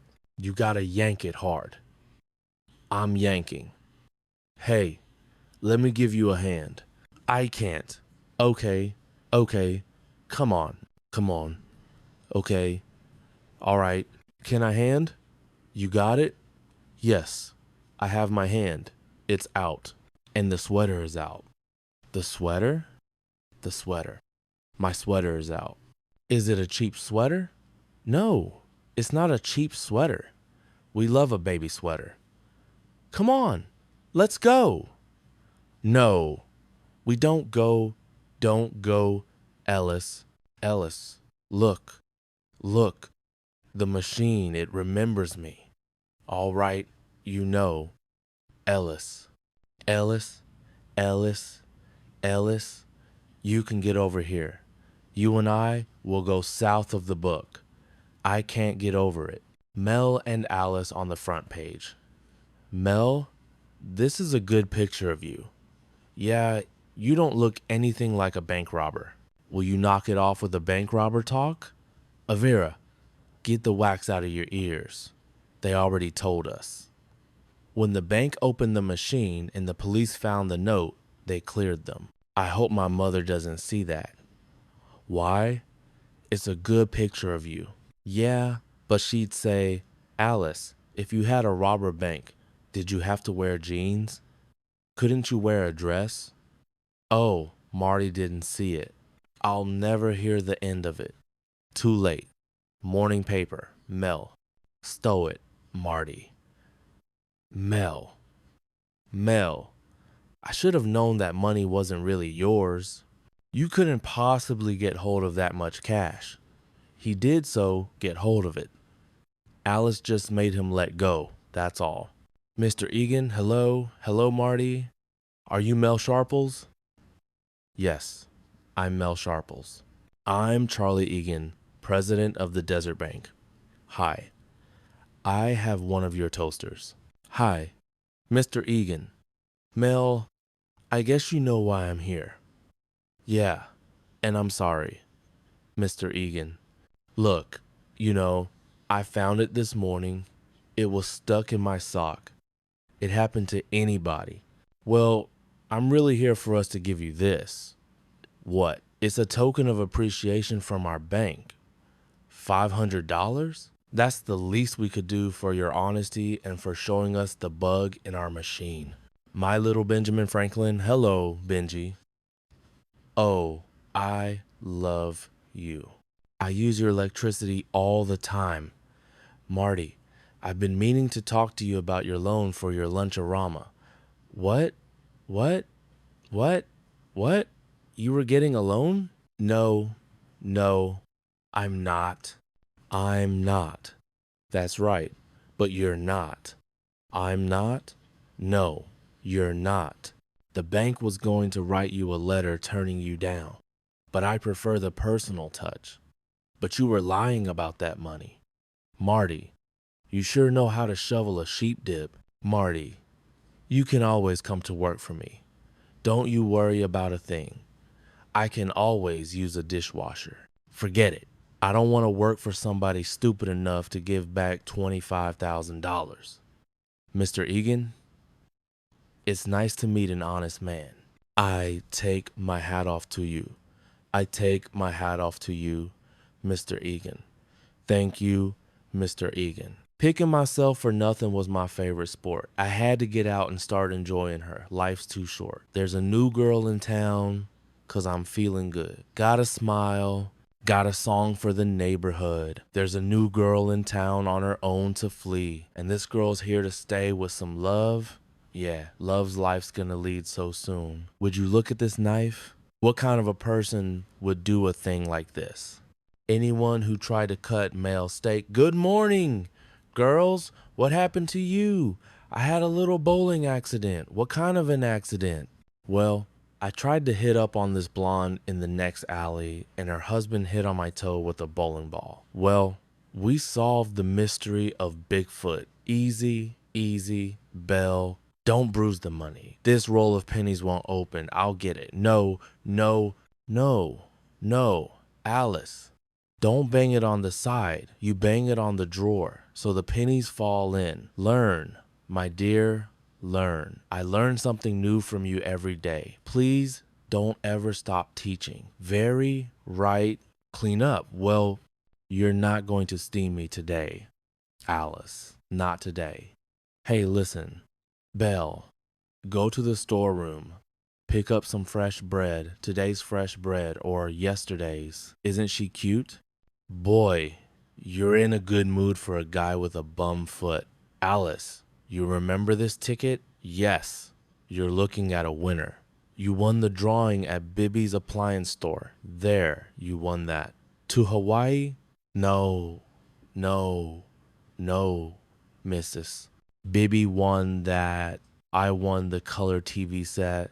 27 inches of glorious color. Oh, that's terrific, Mel. You can finally get rid of that old 7-inch set. Yes, that set was driving me nuts. Every time I would turn on 8 is enough. I could only see 4 of them. Well, your safe is gone. What? Somebody stole your safe. You're crazy. Well, maybe, but your safe's gone. Bye-bye. Oh, geez.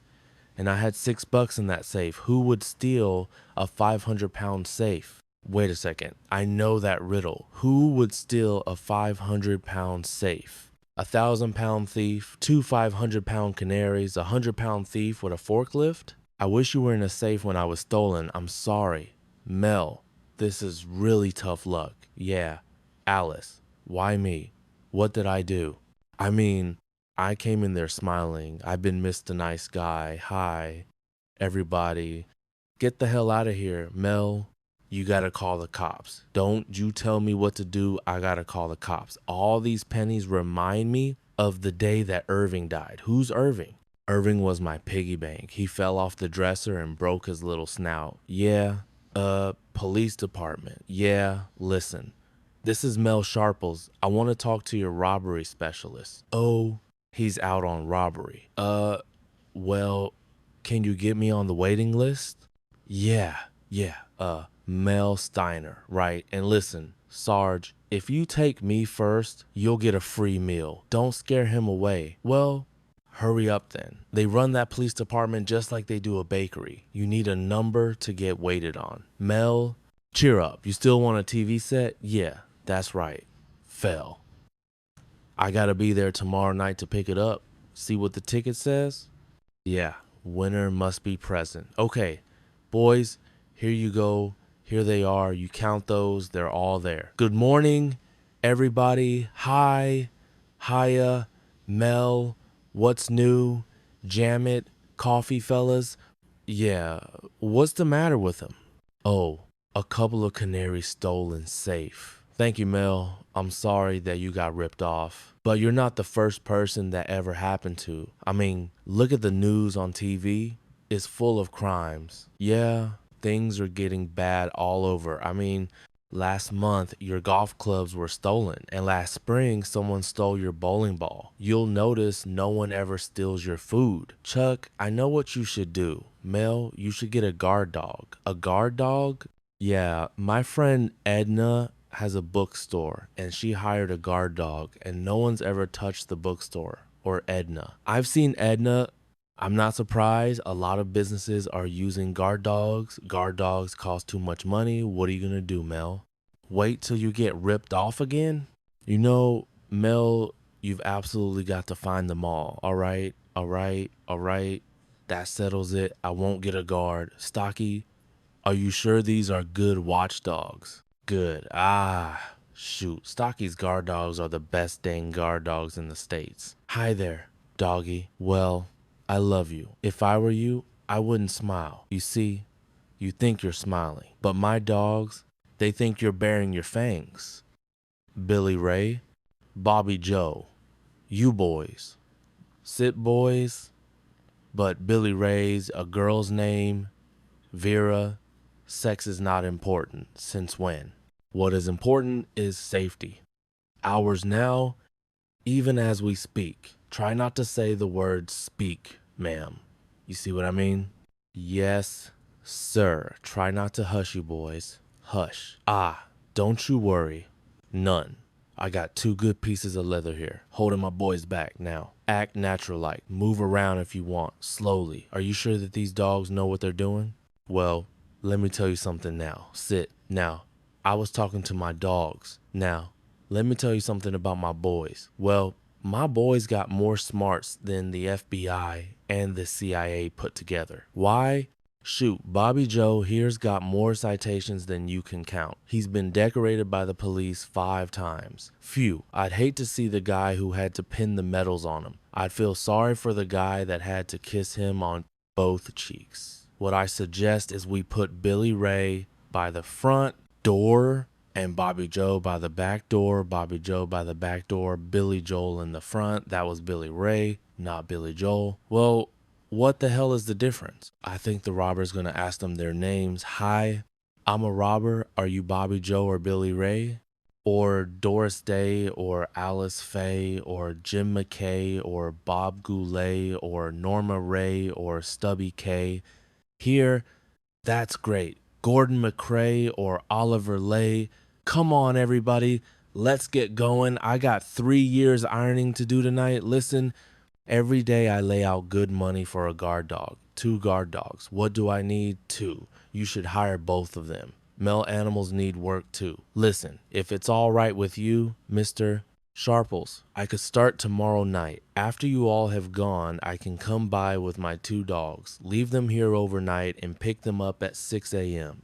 I don't know, Starkey, if I could get 2 dogs for the price of 1 male, do you want to be safe or do you want to be cheap? You know, this is the same thing we talked about before. Alice was telling her to be safe. I can't afford 2 guard dogs. You're going to behave yourself now. No way. Now, listen, Sugar, you got a truckload of tomatoes out there. You just squeeze one of those, okay?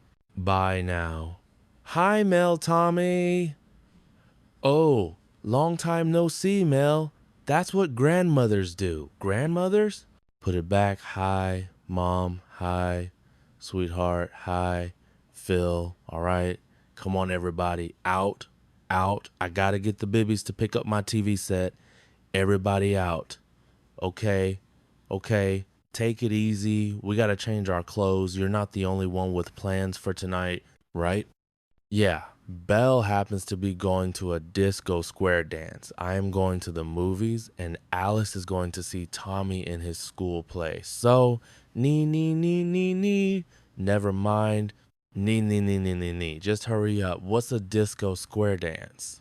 It's the latest thing. You go, ado si do, wanna shake. She's got a good shaker. There's a man with good taste. What's the movie? Vera, Bogart, and Hepburn. Need I say more? Vera, you've seen the African Queen 14 times, but never in this theater. Hey, you girls have 1 minute to dress. Just 1 minute. Yes, sir. Yes, sir. 3 bags full. What's this play you're in, Tommy? King Lear. Oh, remake of King Kong? I'm close now, Tommy. Can you help me with this? Why are you wearing a tie? Because they're going to take my picture when I pick up my TV set, I think we need a mirror. Well, there's one in a men's room. Okay, come on. I haven't worn one of these in a long time. Why don't you just get a clip on? This is the one I wore at my senior prom. What's this? Come on. Girls, let's go. Swing your partners left and right, promenade all, and get down tonight. And then the king says, how sharper than a serpent's tooth it is to have a thankless child. No kidding. That Kong is one smart gorilla. Come on, everybody. Out. Come on, out. What is he doing here? Mr. Stocky must have thought we'd already left. What are we going to do? Let's go out the back door, but slowly, quickly. We're prisoners. Worse than that, we can't leave. It's 6 o'clock in the morning. Oh, come on. Now I've got a job. Why don't we make friends with them? Hey, that's a great idea. I'll throw them some of my hamburgers. That dog's eaten here before. Now everybody be calm. They're only crying or whining or sniveling. We're not crying or whining or sniveling. He's talking about himself. This is all your fault, Vera. It is not. It is so. The guard dogs were your idea. Oh, stop blaming Vera. Why don't you blame the dogs? You ought to be an expert on dogs. That's what you treat us like. Well, if you hired the dogs, why don't you fire them? Send them on home. Let's do it. Think about how to get Tommy to a school play. Oh, it's okay, Mom. I think this is kind of fun. But you know, Alice, Tommy always did want a dog. Yes, but not in his throat. Oh, no. Vera is right. You never gave the kid a dog. Tommy, take the dog for a walk. What, are you crazy? I want you to call that trainer and get him over here to pick up these dogs. Who put you in charge? I'm going to call the trainer and have him pick up the dogs. 555-9201. Take over. Now I'm in charge. Well, somebody's got to be in charge. I've got 20 minutes to pick up my TV set. Well, I've got 15 minutes to get to my dance. I've got 10 minutes to get into makeup. I've got 5 minutes to see Bogey covered with leeches. All right, I'm going to call the trainer. Oh, Alice, you forgot what the trainer said. He said to move slowly. Well, excuse me. I don't have much experience with guard dogs. You know, listen, Mel, it's not fair to ask Alice to do this by herself. We should all do it together. She's right. Let's all go. Okay. Oh, nuts. Why, oh, nuts. I don't got no dimes. My purse is over there. Wee! What's so hard with me? I've got 2 dimes here in my pocket. Oh, all right. There's 1 dime. Now, what's the number? I'll help you here. I'll do it for you. Oh, I'm sorry. You can roll right next to Billy Joel. That's Billy Ray. Oh, I don't care if it's Doris Day, or Danny Kaye, or Torrin Day. Mel, what'd you do that for? Now we're here for the night. Mel, bite him, doggy. You're all against me. I want my TV. They want my TV. Well, you're just going to have to wait until the morning now, aren't you? No, you're supposed to pick it up the night. They're going to take pictures, and I'm supposed to be at my dance flapping my fringe. Yeah, instead of flopping your gums. Mel, next time you go to the big man shop to have your pants let out, would you have your mouth taken in? You'll start, though. Where's the mail? You're not going to tell me anything. We got to think of something. We're going to go over there and sit down and think this out. You know something, Alice? We're getting pretty good at this. Well, let's don't make it a habit, because I prefer crowds of 2, so to speak. Mel, please do not say S-P-E-A-K. What is she spelling? Speak. Hiya, boy. Don't smile at him. He thinks that you're baring your fangs. I want my TV. I know. They're there. I never got anything free in my whole life, Alice, except a chest x-ray. And oh yeah, when a laundromat opened, I got a free spin dry, but I never got a free color TV. And I deserve it, Alice. I'm a veteran. I had the cleanest hammock in the entire Navy. I know how we can kill time. We can play a game. Oh, I played her silly games. Spin the battle, strip darts, duck, duck, goose, goose. Well, how about men of 1,000 faces? We all make a face, and the ugliest face wins. Ugly, huh? Uh-huh. Ooh, that's ugly. Ooh, that's really good, Alice. Ooh, very good. Oh, wait. Mel wins. I didn't make a face. That's what you think. I just thought of another game. Well, this one's really fun. It's called Cat and Mouse. Oh, yes. I'll play cat and mouse. On one condition. I'm the cat and you're the mouse. And I catch you and make you squeak. I said, squeak? That's big. Woof, woof, woof, woof, woof, woof, woof. Come in, Mel, come in. Gee, I'm sorry I woke everybody up. You know who is still here. Good morning, Bow Wow. Don't smile. Good morning, Bow Wow. Let's make some coffee, okay? Good morning, Mom. Good morning, sweetheart. Guess I better go to school. How? You can't, Tommy. You can't. Thanks, fella. I got to pick up my TV set of bibbies. Mel, it's morning. It's too late. Well, maybe Bibby waited up for me. Oh, okay. But I'll tell you one thing. You ruined everything for us. I'm not paying you. You worked at Mel's Diner for nothing. Don't we all? Oh, Mel. Your booths aren't too good for sleeping. As a matter of fact, they aren't too good for eating either. Bag it. Is that how you look in the morning? Yeah. Why? I bet you don't get a lot of invitations for brunch. I bet you don't get a lot of anything.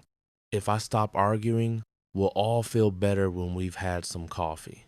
Huh? Good morning, Billy Ray. Oh, at last. Well, how long have you folks been here? Forever. Look, We were trapped here last night. Your dogs wouldn't let us out. I told you they were good guard dogs. Got you there. Mel, come here. Bobby Joe, come here, baby. That's him. That's him, boy.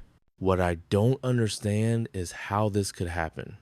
Well, when you dropped off the dogs last night, we were all in the bathroom changing clothes. Please, ma'am, not in front of my dogs. Oh, it's okay, fellas. It wasn't the same bathroom. Well, I'm sure sorry all about this. You should be. This was the unluckiest night of my whole life. Well, that's funny. It's been my luckiest night. There's some dummy forgot to show up with his winning ticket. I won myself a TV set of BB Surprise. That's my set. You won my set here. Look, there's a winning ticket. Thank you. I used to be sad, used to be shy. Funniest thing, the saddest part is I never knew why. Kicking myself for nothing was my favorite sport. I had to get out and start enjoying her life's too short. There's a new girl in town, 'cause I'm feeling good. Got a smile, got a song for the neighborhood. There's a new girl in town on her own to flee. And this girl's here to stay with some love, and love life's gonna lead. So, if you know the answer to today's man-made movie quiz, give me a call right now at 555 to 2000, 121. Remember, you're tuned to 94 on your radio dial. Music's hot, don't be a fool. Keep your dial, set it cool. There, I'd turn off that stupid radio. Come on, leave her alone. She's good at these trivia quizzes. She even knows the color of Burt Reynolds' sheets, how to blue with coral trim, just like his underwear. Big deal. Everybody knows those radio quizzes are rigged. She's not gonna get through anyway. It's raining. If she gets on the air, I'll eat my hat. Oh, you're on the air. I'm on the air. I'll napotate. Hey, hey, hey. You're our first lucky caller. What's your name, darling? Arav. Oh, Vera. Vera, here's the question again. Name the character Humphrey Bogart played in the 1937 movie Kid Gallahan. Oh, Vera, if anybody can do this, you can. Don't be nervous, sugar. Well, it's not Sam Spade. That was a Maltese Falcon. And it's, but it's not Charlie Allnut. That was the African Queen. Yes, and it's not, she doesn't even know the answer. What a turkey. That's it, Turkey. Turkey Morgan. Did you say Turkey Morgan? Yeah. Oh, I'm so sorry. I have to tell you this, but that is the correct answer. You just won today's grand prize. I won. I won. I know. I know. It's great. It's great. Too bad. Too bad. What? She hung up before she found out what she won.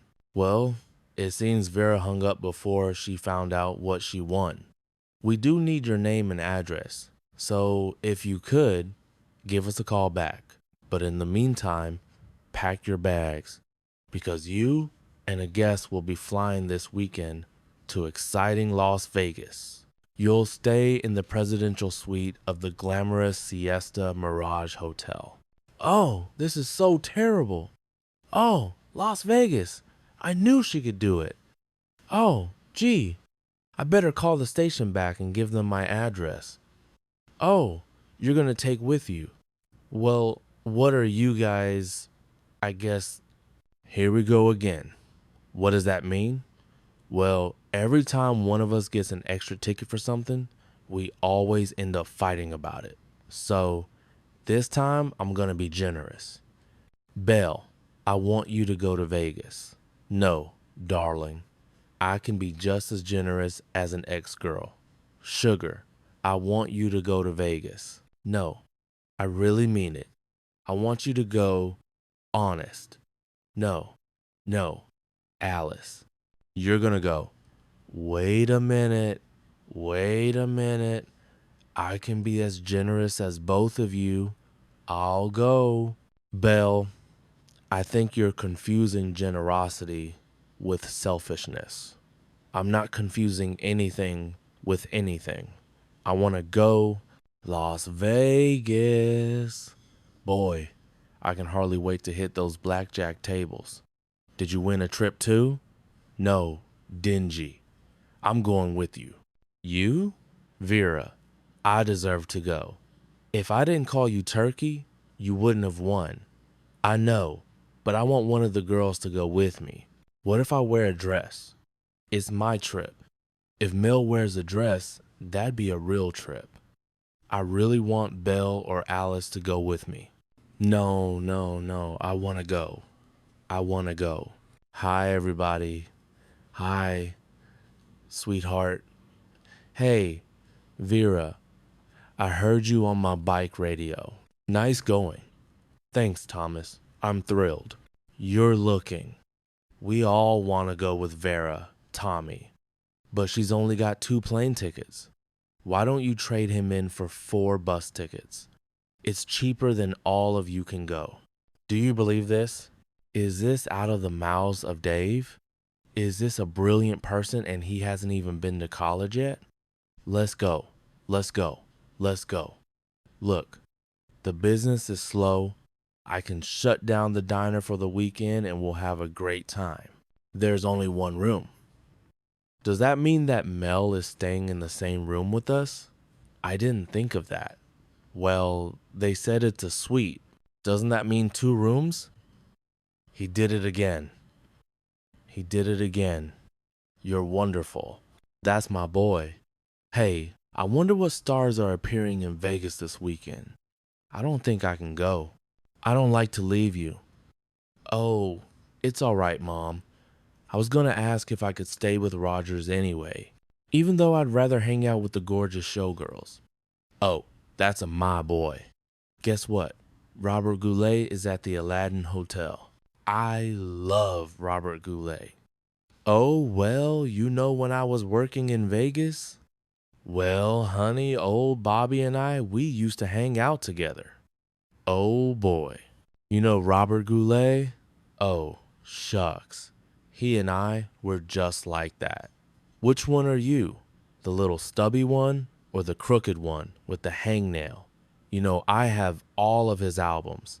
On a Clear Day, Rise and Look Around. That album sounds a little warped. Las Vegas. Imagine being here, Louise Gorman, staying at the glamorous Siesta Mirage Hotel and gambling away my entire life savings. I wouldn't take my entire life savings if I were you, honey. You're right. I'll just bring half. $22. Ah, that girl Vera. Remember, you never bet more than you can afford to lose. Like me, I can afford to lose only $300 or pounds. You're not gonna steam me today, Belle, because we're going to Vegas. Sometimes it sticks. Wait a second. This is the presidential suite? What president died here? Nobody ever died in this room. Thank goodness. Except Benny. And he had it coming. Oh, look. Japanese wind chimes. Japanese what? Wind chimes. Those are fly strips. For some reason, bugs are just crazy about this room. We lost Mel. I think we lost Mel. I saw him making a beeline for the casino when we were checking in. That's right. He was playing blackjack with his suitcase right on his lap. Oh. Well, maybe if he wins big, we could exchange this room for something a little less yucky. Yeah. Maybe we could exchange rooms with Mel.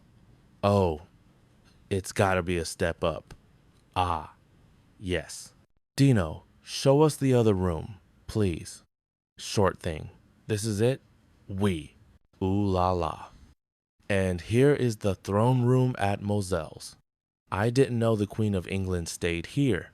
Look, the maid even left a little goodnight mint on the pillow. Vera, the mint is crawling. Who's over, doll?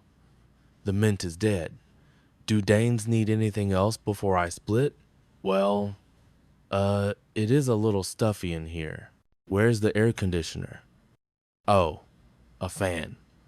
Yeah, but there's no cord. You gotta flick it.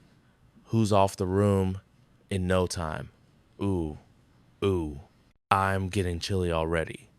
Listen, if we want to cool off, we can jump in the pool, you know? Oh, yeah. By the way, where is the pool area? Oh, yeah.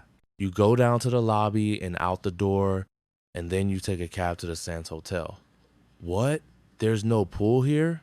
No, but we got towers that say Sands on them. You want us to swim there? We're not guests at that hotel. Just sprinkle some water over your head and walk in backwards. Thanks for the tip. Hey, speaking of that. Oh, ladies, I will take care of this. Here you go. Gee, a shiny new quarter. Okay, if you things ain't anything else, just call for Sam. Thought you said your name was Dino?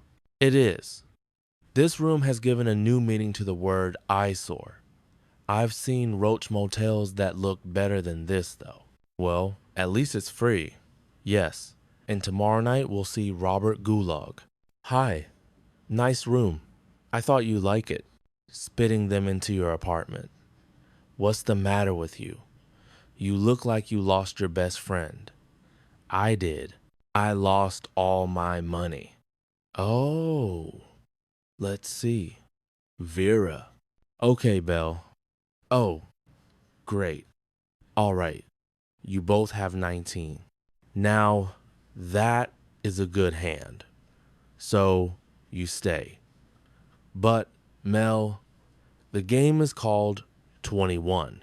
I still need 2 to win. Vera, don't be nuts. You're not going to get a 2. Hold on 19. Vera and I play blackjack differently from you, Mel. We win. Hit me, baby. Me took sugar. You can't believe what I just saw. Me neither. I hate winners. I'm going to go see what Alice is doing. Okay. Oh, I just remembered. Winners always tip the dealer. Thanks. Another quarter. I'm sure glad to see success hasn't changed you. Aren't you Dino the bellboy? Sometimes. Right now, I'm Dino the dealer. You hold out 2 jobs? 3. You're in the ice show? I am the ice show. Listen, are we playing blackjack or not? Deal 'em down and dirty. Alice, can I have just one more nickel? No, absolutely no. Please. Come on, Mel. Cut it out. Nothing to do when I gave you a whole row of nickels and you gambled it all away. Come on, Alice. No, I mean it. Oh, look, we're Newton. Where the fuck are you? You're trying to steal from me, Mel Sharples. Yes, Alice, because I'm desperate. Please, 1 nickel.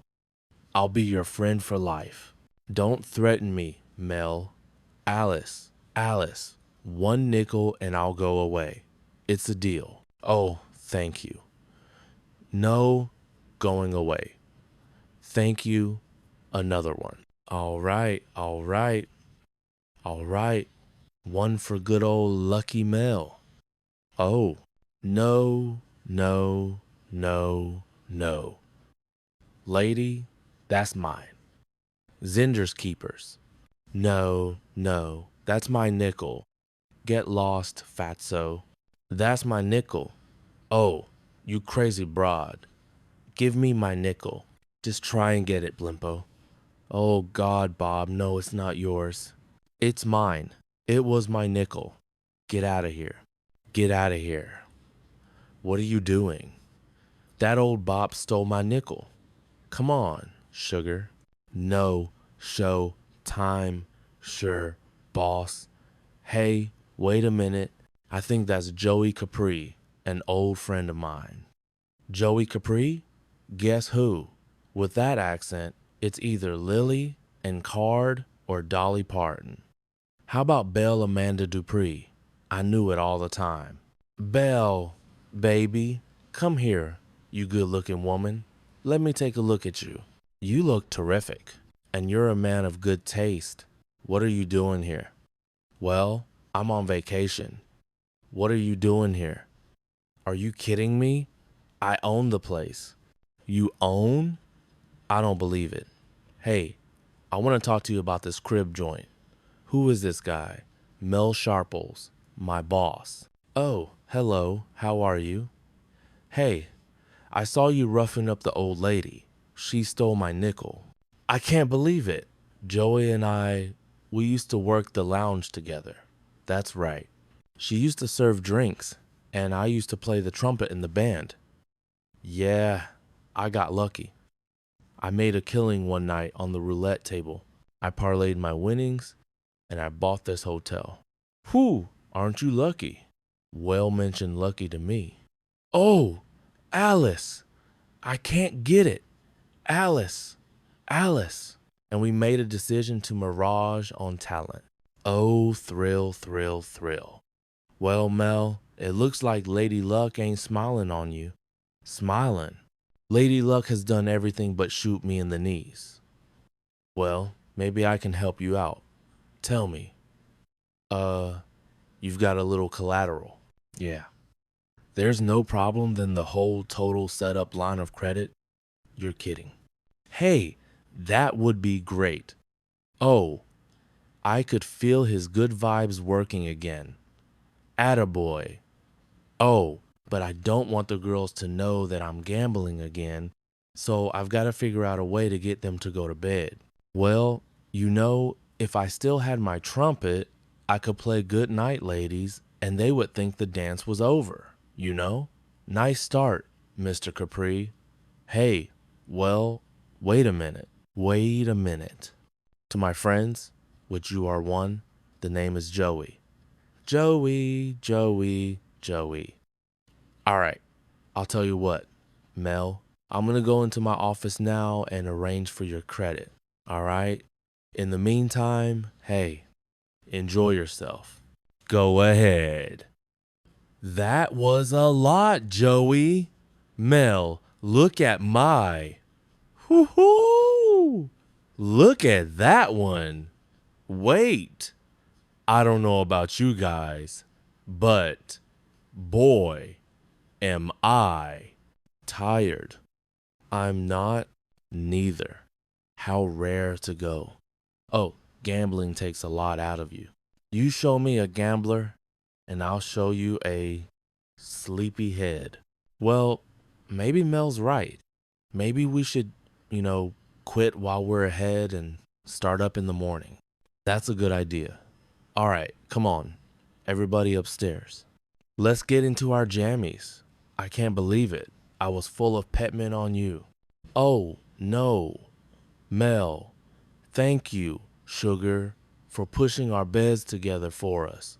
Yeah, right. For sleep. Everybody needs sleep. Boy, are you sure I'm a good mood for a guy that lost all his money today? Alice, there's a lot of things you can do in Vegas for free. Like sitting in the sun, writing postcards, picking desert flowers. Who needs money? Picking desert flowers? Uh-oh, that's the first thing you do when your mind turns to pudding. Vera, come on, dive the belly by. Come on, hop up. Golly, this is just like a slumber party. All right, everybody, good night. What about Johnny? Johnny who? I can't get to sleep unless I watch Johnny Carson. No, Vera, We are not going to watch TV tonight. No TV. You go to sleep. Mel, it's a habit.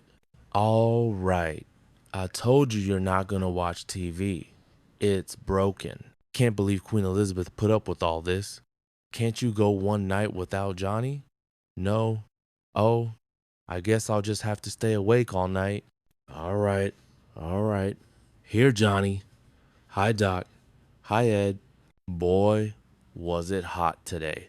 How hot was it? It was so hot that I saw a coyote chasing a rabbit, and they were both walking. We've got a great show tonight. I mean, we're going to see a great actor, and we're going to see a great singer, and we're going to see a great writer who wrote a great book. So we'll be right back. Oh, we are running out of time. So we're going to have to ask the great writer to come back tomorrow. Good night, Doc. Good night, Ed. Good night, Vera. Good night, girls. Good night, Mel. Don't worry. I'm sorry. Oh, yeah. Mel, your only way been looking for you. What's the matter? Why are you sitting here like this all by yourself? This is where it happened. This is where my life ended. What happened? Your friend Joey. He gave me credit and I lost. Oh, Mel, you lost another $300? $500? $500? Oh, golly. This is just like The Price is Right. Now, let's see. The bids are $500 and $300. I'll say $501 and I'll freeze. Do I win? None of us are winners here. We've all crapped out in the casino of life. What are you talking about, Mel? I lost the diner. Thanks for watching.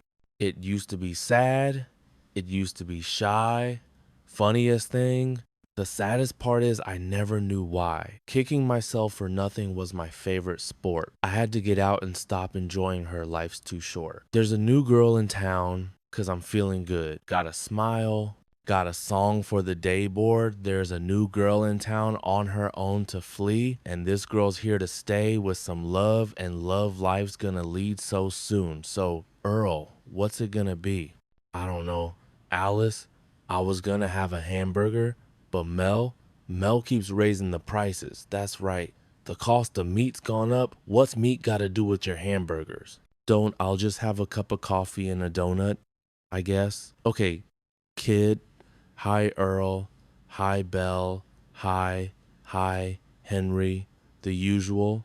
Just coffee. David, I'm still full from Chloe's breakfast. Fresh squeezed orange juice. Fluffy scrambled eggs. Homemade blueberry muffins. Please don't talk about food when I'm eating at Mel's homemade blueberry muffins right out of the oven, dripping with butter. Homemade, big deal. Is my food good enough for you guys? No, I thought you said Chloe never cooked for you. She usually doesn't do anything nice for me, but today she not only made my breakfast, she packed me this great lunch. Oh, Chloe? And then she kissed me goodbye, Chloe. She hasn't kissed me since New Year's Eve. Well, that was only a week ago. New Year's Eve, 1963. Hey, Henry, what is all this kiss talk? You and Chloe couldn't stand each other. Well, we fight and call each other names and throw furniture around. What happened? We married a couple dozen the Waltons. Hey, Henry, maybe after all these years, Chloe has decided to appreciate you. Well, she sure picked a weird day. It's our 20th anniversary. Hey, Henry, congratulations. Don't rub it in. Listen, baby, that's why Chloe's being sweet to you. Maybe so. Maybe that's why she has this crazy idea that we go out to dinner tonight together. Well, what do you usually do on your anniversary? Chloe usually spends it with her mother, and they don't invite you. I don't fit in. You see, Chloe's mother didn't want us to get married. So every year on our anniversary, they get together and sing sad songs. And her mother makes a black cake. A waitress A. Bell, that guy over there seems to think you're a waitress. Worse than that, he thinks you're a cook. Where do you think I should take Chloe for our anniversary dinner? Anywhere but here. She said she wanted to go somewhere really special. Uh-oh, Earl. When somebody's going somewhere really special to celebrate, you say, how nice, or that's wonderful. Not, uh-oh, you're right, Alice. Forget I said anything. Henry, go out and have a good time if you can. What is that supposed to mean? It's not important, it's just a crying shame. What's just a crying shame? Henry, I don't want to ruin your day. Good. Earl, then don't. Be quiet. All right, Alice, you dragged it out of me. Henry's marriage is down the tubes, just like mine. What are you talking about? My ex-wife and I used to fight too. Then one day, right out of the blue, she got real lovey-dovey. You know why? No. Why? She was having a little with another guy. Are you saying the reason Chloe's being nice to me is because she's having a little You guessed it, Henry. She feels guilty, so she's covering her tracks. Oh, Earl, that's ridiculous. My Chloe wouldn't do that. Of course not. How do you know what Chloe would do during the day while you're up a telephone pole? You know what the real tip-off was with my wife? Earl, why are you putting these awful thoughts in Henry's head? A red rose in my lunch pail, that was a kiss of death. No, Henry, no. Just because Earl and his wife got a divorce does not mean you and Chloe are gonna get a red rose. Where's Mel? He's out in the alley. He went to take out the trash. It looks like he's bringing some of it back in with him. I guess I must look a fright. Oh, no. You look like you always look. Thanks, Henry. I found him out in the alley, sleeping in his car. Why? What happened? Chloe locked me out of the house. Poor baby. Get him some coffee and a donut, right? Why are you in your stocking feet? I couldn't get comfortable in my compact, so I stuck my feet out the window, and somebody stole my shoes. I guess your celebration dinner didn't go too well. Huh? A disaster? What happened? Earl was right. My wife's a two-timer. Oh, Henry. I can't believe it. Oh, Henry. I don't either. I can. He can't trust names. Woman, my name is treachery. I thought her name was Chloe. Do you mean to say she came right out and told you that she was involved with somebody else? Ah, she didn't have to. She had guilt written all over her face. I took her to the restaurant where we first fell in love, Vinny's House of Veal. What'd you have? Well, we started with the fruit cut, canned or fresh. Canned. Oh, I can't stand canned. They'd never give you enough cherries. We lucked out. I had 3 cherries in mine. Hey, hurry up. Never mind the cherries. What happened next? We visited the salad bar. Did they have sprouts? Not the menu, story. Oh, the story. Oh, I'm sorry. Sorry, it all came out during the main course. Be a Parmesan. She said, Henry, I have something to tell you that will change our lives. And I said, oh, really? And then she said, I hope you won't be upset. And then I said, I already know, so don't waste your breath, Chloe. You're cheating on me. So then I figured 2 can play at that game, right? That's when I said that I was doing my fair share of cheating too. Shame on you. Shame on you. Someone's bad and I know who. And so will you when I am through. It is why, oh, you said to Chloe that you were fooling around? I sure did. Then what happened? That was about it. It's hard to talk with a lap full of veal parmesan. It's always you quiet guys that have a tootsie on the side. What tootsie? I just said that to make Chloe jealous. The only thing I've got on the side are love handles. Maybe they're Tootsie Rolls. I'm surprised that Chloe didn't ask you who you were fooling around with. Oh, she did. What'd you do? Just make up a name? Oh, no, I just said it was Alice. You said that I was your lover. Oh, no, what then? I just said we were having a cheaper fare. How could you do that? Why me? Yours was the first name to pop into my head. Actually was the second. Bo Derek was the first. But I didn't think Chloe would buy that. What are you snickering at? I was just thinking, you and Henry, you're putting it to, there you are. Henry Bismuth, Chloe, which one of you is Alice? You must be me. So you're Chloe. Well, I'm Vera. This is Mel, Val, and you already met Alice. So you've been having breakfast all these years in this dump with this tacky little crowd, tacky dump crown. Chloe, we have to talk. No, we don't. If you think he's such hot stuff, then take him. He's all yours. Oh, Chloe, Henry, would you like something else to eat? Who can eat? I've lost the only woman I ever loved, still got Alice. Stop that. You've made a lot of trouble for me. You know that?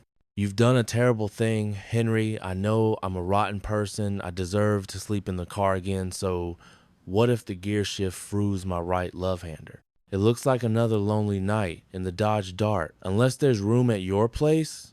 Mel, no. I don't know about that. That could cause a problem. I promise I'll be the perfect house guest. I don't smoke. I don't drink.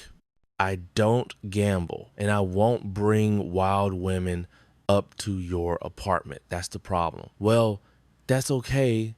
I understand. Nobody wants me. Oh, Henry, somebody wants you. Bless you. Mel, now you asleep? What'd you wake me for? I'm lonely and I can't sleep. I'm just so used to having Chloe next to me. Well, I'm not Chloe. You snore like her. Turn off the light. What are you doing?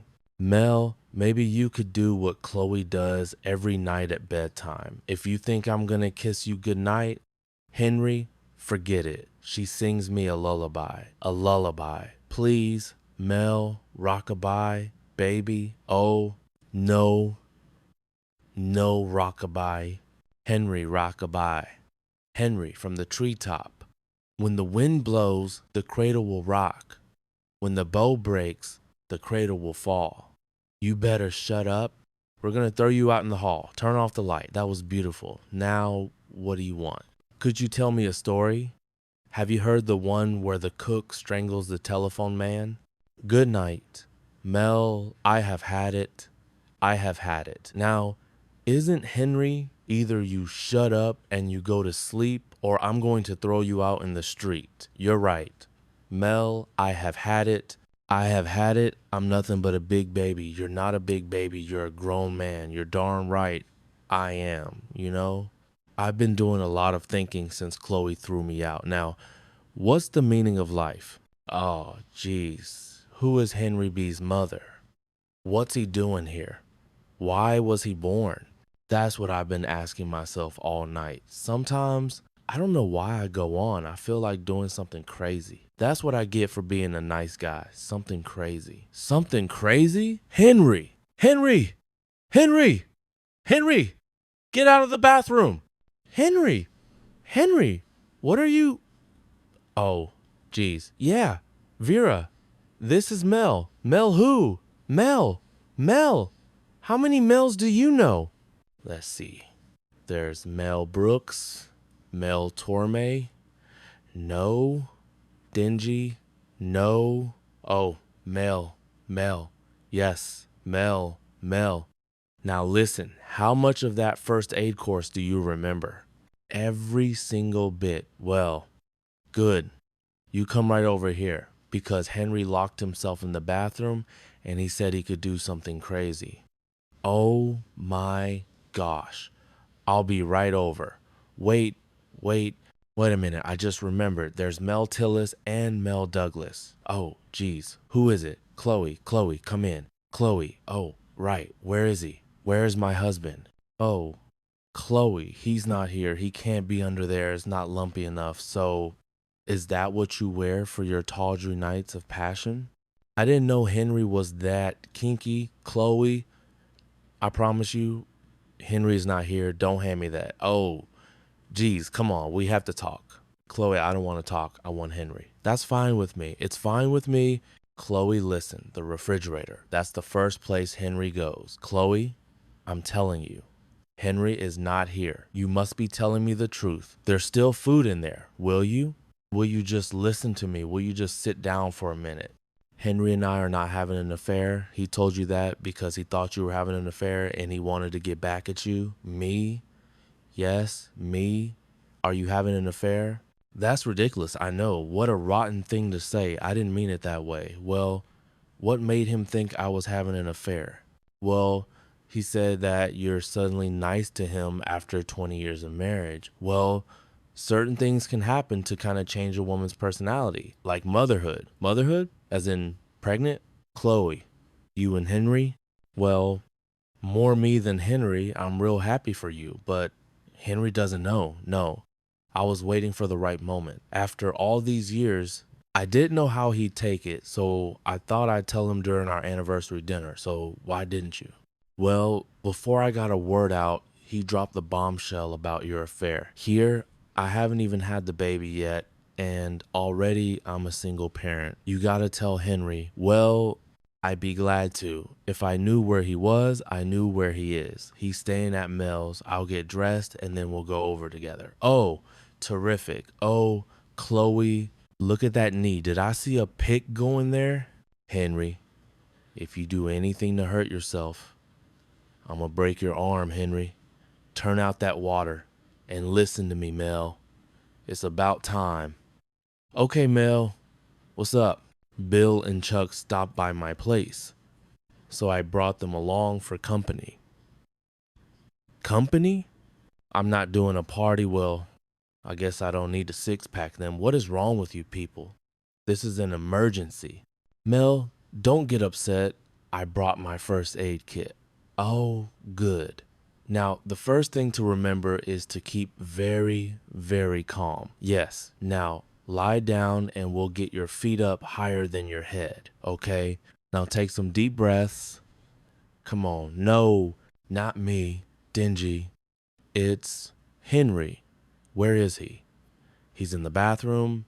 He's got the water running. What? Is there anything in there he could swallow? Oh, no, no, no.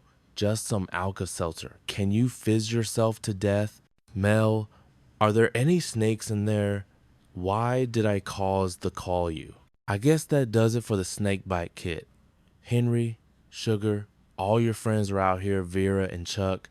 And listen, Abel knows you're feeling low. So I wrote a little song. I'm gonna sing to you. Lift your spirits. Okay? Listen now, the angels up in heaven are looking down on you. They said to say hello. A friendly how to do. How to do?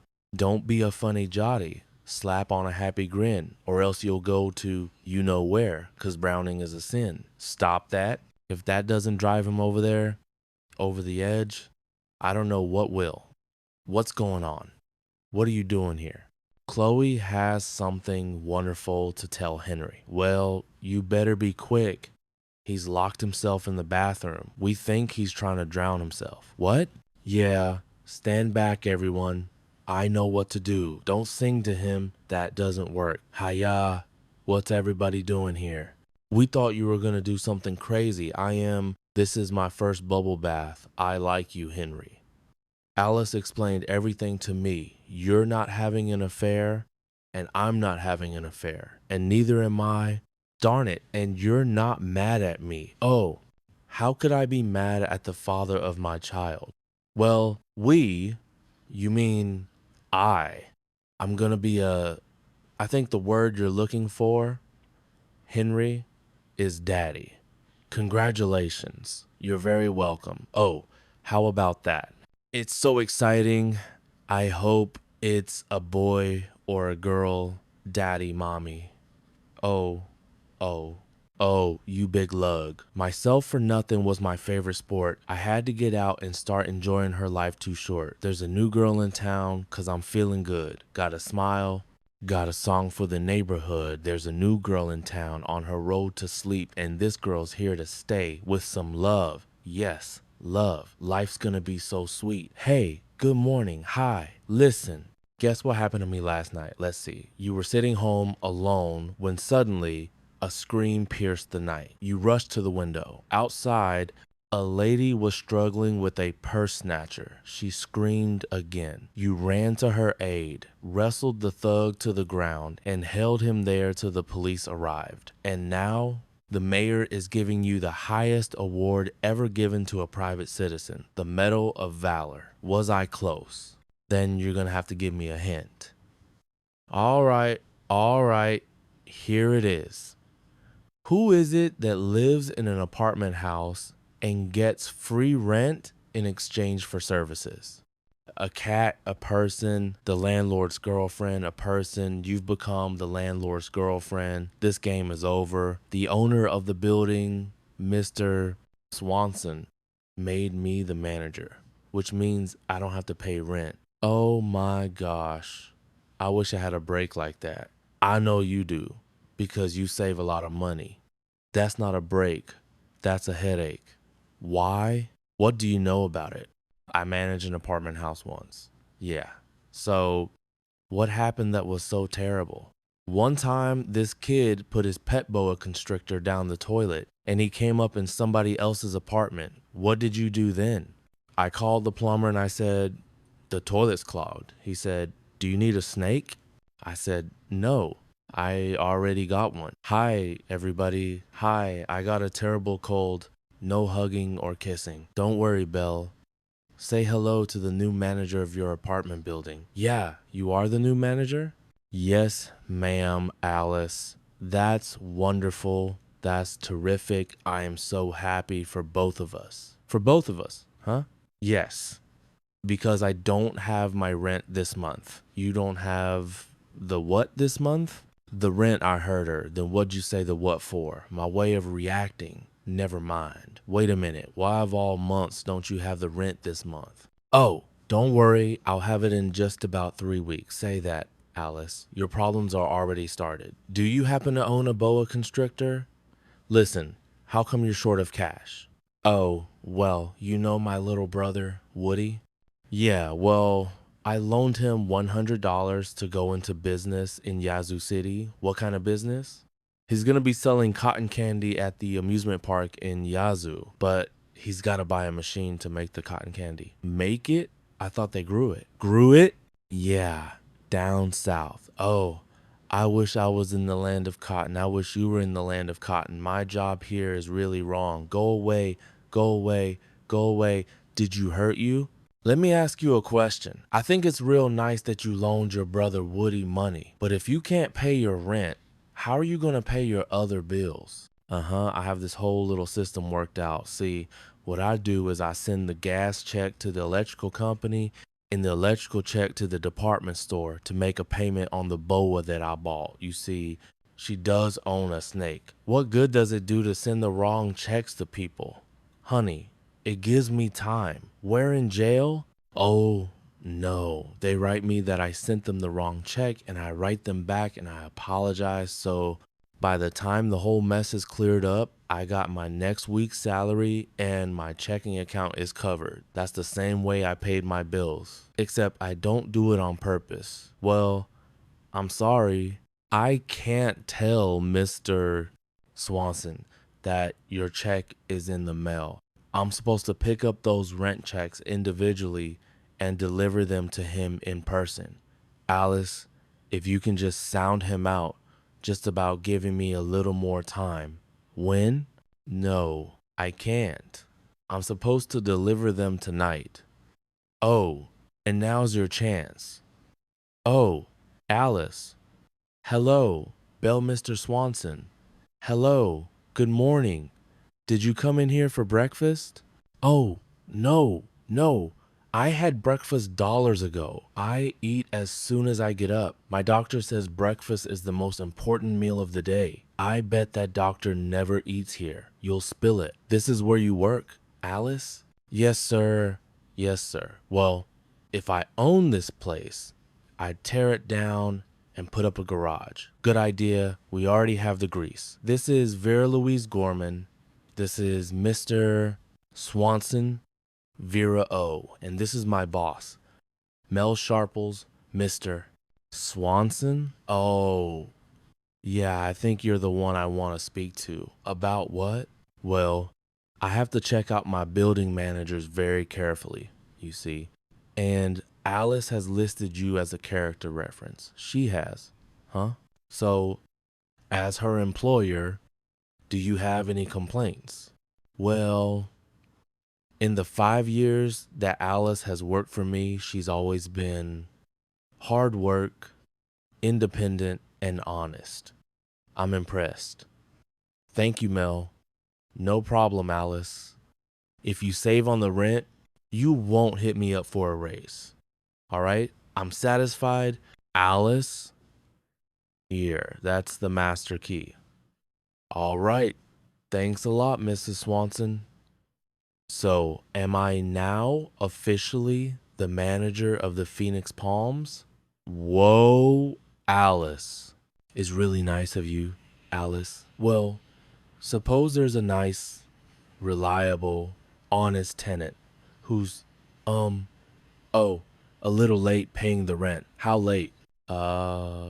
Maybe 2 or 3 weeks, 100.5 hours. Look, I am a very reasonable man. I mean, I've been known to give tenants a break. You take Mrs.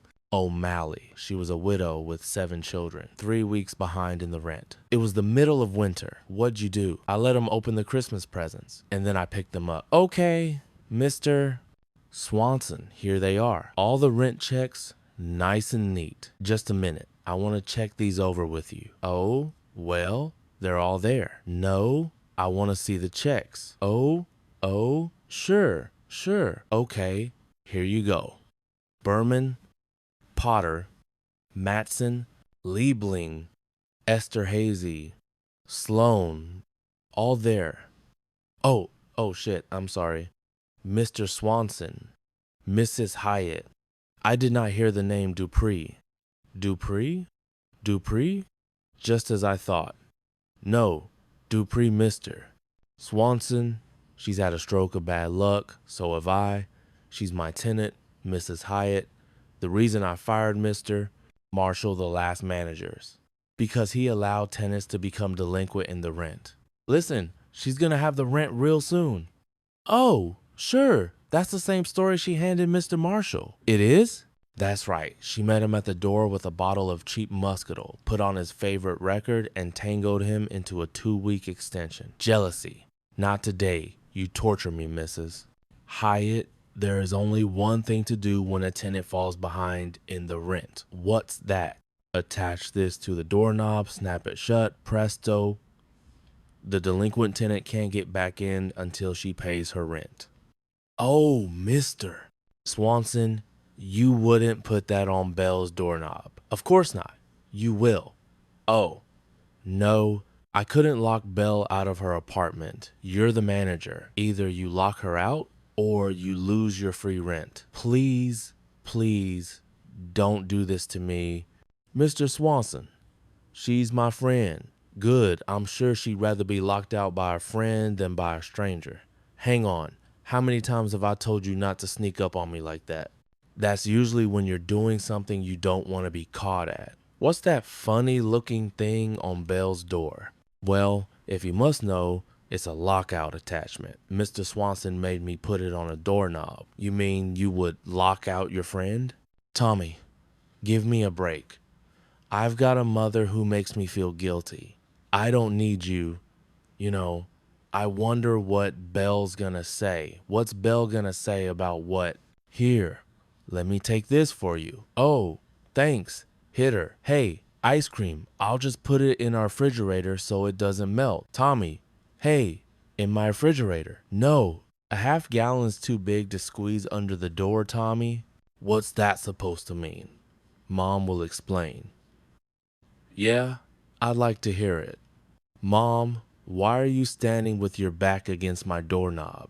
I have a niche. Oh, right in the lower back. What's going on here? Excuse me. Oh, okay. I wonder what's going on here right now. Okay, what's that thing? Majee, it's a lockout attachment? You locked me out of my apartment? It's just Swanson made me put it on the doorknob because you didn't pay your rent, you know? This is very funny. The joke's a joke. Now, would you please give me the key? I don't have the key, Belle. I'm sorry. I didn't want to do this, but it's my job. Do you know that every stitch of clothing that I own is inside that door? I mean, would you tell me what I'm supposed to wear? Would you tell me, please, what I'm supposed to do? Would you just tell me what's going to become a maid? Would you tell me where I'll go? Frankly, Scarlett, I guess you'll have to stay with me. Okay, let's hear the story. Hey, honey, what are you doing up so late? I'm waiting to call Beverly. That's the 5th call Belle's made. She's worse than a teenager. No, sugar, I want you to lose your machine. Look, honey, you can only do the best you can. I know it, all right? I love you too. Bye-bye. That was my little brother, Woody. Unfortunately, his business has had a minor setback. What happened? Well, the mayor of Yazoo City stopped by his stand, and he was smoking this big old stogie, and just as he leaned across the cotton candy machine, the pink goo grabbed his cigar and his entire head was wrapped in fluff. And before they could get him out or pull him out, he ended up looking like a giant pink Q-tip. Wonderful. I'm gonna get in the bed now because I've had a real hard day. Okay, what is that? I have looked everywhere for my hairbrush. Oh, Tommy, don't take the phone. Please, I gotta make some more phone calls. So do I. I wanna call Beverly while I'm still young enough to be interested in girls. I guess I've been on the phone a lot longer than I intended to. Can we get some sleep now? Belle? Sure, good night, Alice. Sweet dreams, honey. Good night. By the way, Alice, you are only doing your duty. You are a good manager. Thanks. And I want you to know that if I ever own an apartment building, I want you to be the manager because you're heartless. I needed that. Oh, no. I don't mean that you're heartless like you wouldn't help a friend. As a matter of fact, I'm writing a song about you. And you know what I'm calling it? Friend. You won't hear it? This thing goes like this. If it's for the fun we've had together, or it's for the rent that I can't pay, is that I know you'll talk to swans. Son, can we do E&D another day? I'm gonna get some hot milk because I can't sleep. Oh, Alice, I finished off the last of the milk just before I got in bed. That's okay. Okay, I think I washed my hair. No, don't do that. Alice, you can't go to bed with wet hair. You'll catch a cold. I have a hairdryer. You did. I'm really sorry. Alice, I'm gonna get it fixed. I promise. What happened to it? Well, your robe is too tight. What? I was reaching to put the dryer back on the shelf when it slipped right out of my hand because your sleeve binds me. This is just one of those days and nights, honey. I'm gonna get it fixed for you. I'll have it sewn up when I go to the cleaners for you tomorrow. I don't have anything to go to the cleaners. You do now. Grape juice makes a terrible stain, doesn't it? It doesn't when it stays in the glass. Yeah, well, I broke the glass and everything and it slipped out of my hand. As a matter of fact, I want to make sure that there's no pieces of broken glass left on that floor. Alice, honey, why don't you just lay down there and get some sleep because you look like you could use some. That's what I'm doing now. Okay. And I'm just going to check on this because I just want to see if I can do it. Hey, I understand. Listen, Belle's broke too. It's okay. Thanks anyway. Bye. No lock time. Nope. I'm at the end of my rope. I called everybody I know and I'm going to do the most desperate thing that a person can do. What? I'm gonna ask Mel for money, El Cheapo Supremio, he's my last resort. That describes Mel. Well, honey, it's just worth taking a shot at. So it might require a little Southern charm, Mel. Not a penny, Mel. Alice, you're a celebrity. What do you mean? It said vacancy in your building. Well, I mean, it's right here under apartments for rent call. Alice Hyatt, 555-4321. Your name is going to be on every looky loose lips, but there's no vacancy. Well, there's got to be. Here it is. Batch app, bar kitch, new derbs, Woba carp. Sounds pretty. It is pretty. That's my apartment. You mean that no good Swanson's advertising it? Oh, You're lucky. I wish I had Wobacarp. What are we gonna do about Swanson? Listen, I saw this movie last night, but this one guy didn't like this other guy, and he put a hitman on him. Good idea, Vera. You want a hitman, baby? It's gonna cost you 10 big ones. I know a hitman who would do it for you for nothing if he liked you, huh? Who? My old friend Sam Butler. How you doing, sugar? Sam Butler hasn't finished dressing yet. Boy, it's a good thing that Mr. Swanson's late Alice. He's here. Put him on hold, okay? Hello, Mr. Swanson. Well, I didn't expect to find you here. Oh, well, I'm just staying with Alice temporarily a few days until I can get back in my apartment. If you get back in your apartment, that place stays locked until you pay the $220. You owe me $220. My rent's $200, and I'm charging you 5% interest daily. That comes to $10 a day. Are you telling me I've got to come up with an extra $20? Right? Where's Alice? She said she had something important to talk about. Well, she'll be back shortly. In the meantime, why don't you just make yourself comfortable? How about a nice glass of wine? Oh, no, you don't. You're not gonna get me hooked by your Moscato madness. Honey, I want you to meet Mr. Swanson. He's the owner of our building. Mr. Swanson, this is my boyfriend, Sam Butler. Now, what are you saying? Abin Boy's been telling me a lot about you. You have a symbol? Yeah, you see, Sam and I, we are engaged, and Sam is gonna buy me a ring just as soon as he can rob a jewelry store. Shut up your face. You hear me? I think I'll be running along. Whatever you tell Alice, I'll see you later. Where you going? Where you going? Why don't you stay around? We get to know you a little better. Well, there's not much to know about me. I'm a simple apartment house owner who carries no cash. That's right. And you know what else, Sam, Mr. Swanson? He is charging me 5% interest per day on my back rent. 5%. 5%. Huh? That's more than my organization charges. I don't like that. And my boys ain't gonna like it neither. 5%? How's she gonna afford to buy a dress for your funeral? My funeral? Now look, it was nothing personal. In fact, I didn't even put the lock out on Mr. Praise door. I mean, that was my stupid manager. She's stupid. Huh? Yes, indeed. She's stupid, she's heartless, and never listens to a thing I tell her. She's a friend of mine, and I love her. All right?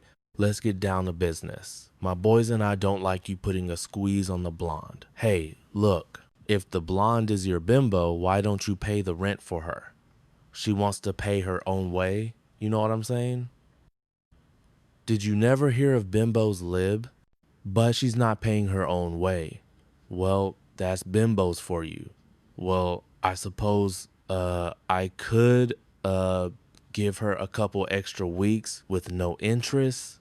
You hear me? Uh-huh. All right, good. And hand over the keys to the lockout. Yeah, sure. Who's that? Yes, ma'am. Who is that? I don't know. Maybe it's the boys. The boys. Vera, hi. Bill, hi. Sam, how'd it go? What are you doing here, little girl? I just came to return your plaid skirt that I borrowed. Your plaid skirt, Mr. Butler? This is not a plaid skirt. This is the kilt of my Clint. Your Clint? My Clint. Before we moved to Sicily, we were known as the Mac Bucklers. Huh? No, just give my regards to the McMuffin. We did it. All right, honey. Alice saved my life. Don't you ever interrupt me when I'm playing Sam Butler.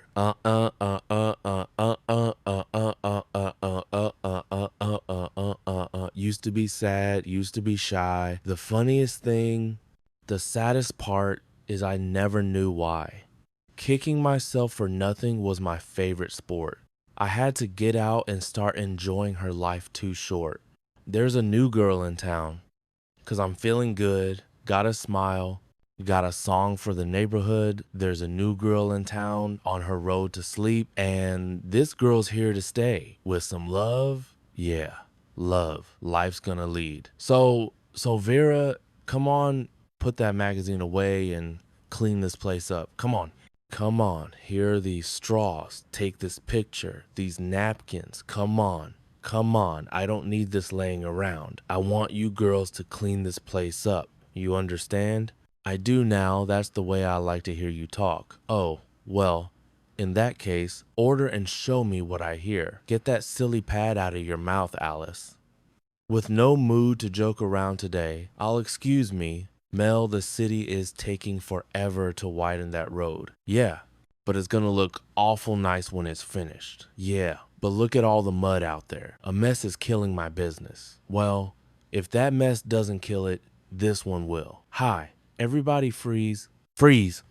Don't shoot me, Henry. Look at what you're doing. What? That? What does that look like? Oh, wait a second. Let me see. It looks like a dance diagram for tango. My pleasure. No, we don't dip. May I cut in? No. And you're tracking mud all over my floor. Now take it easy. You got mud outside your door. What do you expect the man to do? I don't care what he does. I don't want you tracking any more mud on my floor. But I can't move. I'm trapped here in the diner. I know the feeling. Henry Charlie, help me carry him over to the stool. Opposite A to the Henry. This reminds me of my wedding day. That's how Chloe and her mother got me down the aisle. I don't want to hear your problems today. Henry, I've got enough of my own. Oh, Mel, look. On the bright side, I mean, when this road is finished, there's going to be a 2-lane highway here. It means a lot more traffic and a lot more business for you. When it's finished, Alice, when it's finished, somebody should clean up this mud. Yeah, somebody should clean up this mud. Yeah, somebody should clean up this mud. I don't do floors. I just do windows. Oh, look at those guys. All they want to do is goof off. Hey, Whitey, take another coffee break? You're causing me a lot of money, Whitey. Those guys killed me. Yeah, you yell at them one more time, they might. It's going to take a lot more than that to stop me, because when I know I'm right, I don't back down. Oh boy, when I know I'm right, I always back down. Well, that's the difference between you and me, Vera. You let people walk all over you. That's true. Let me give you a piece of advice, Dingy.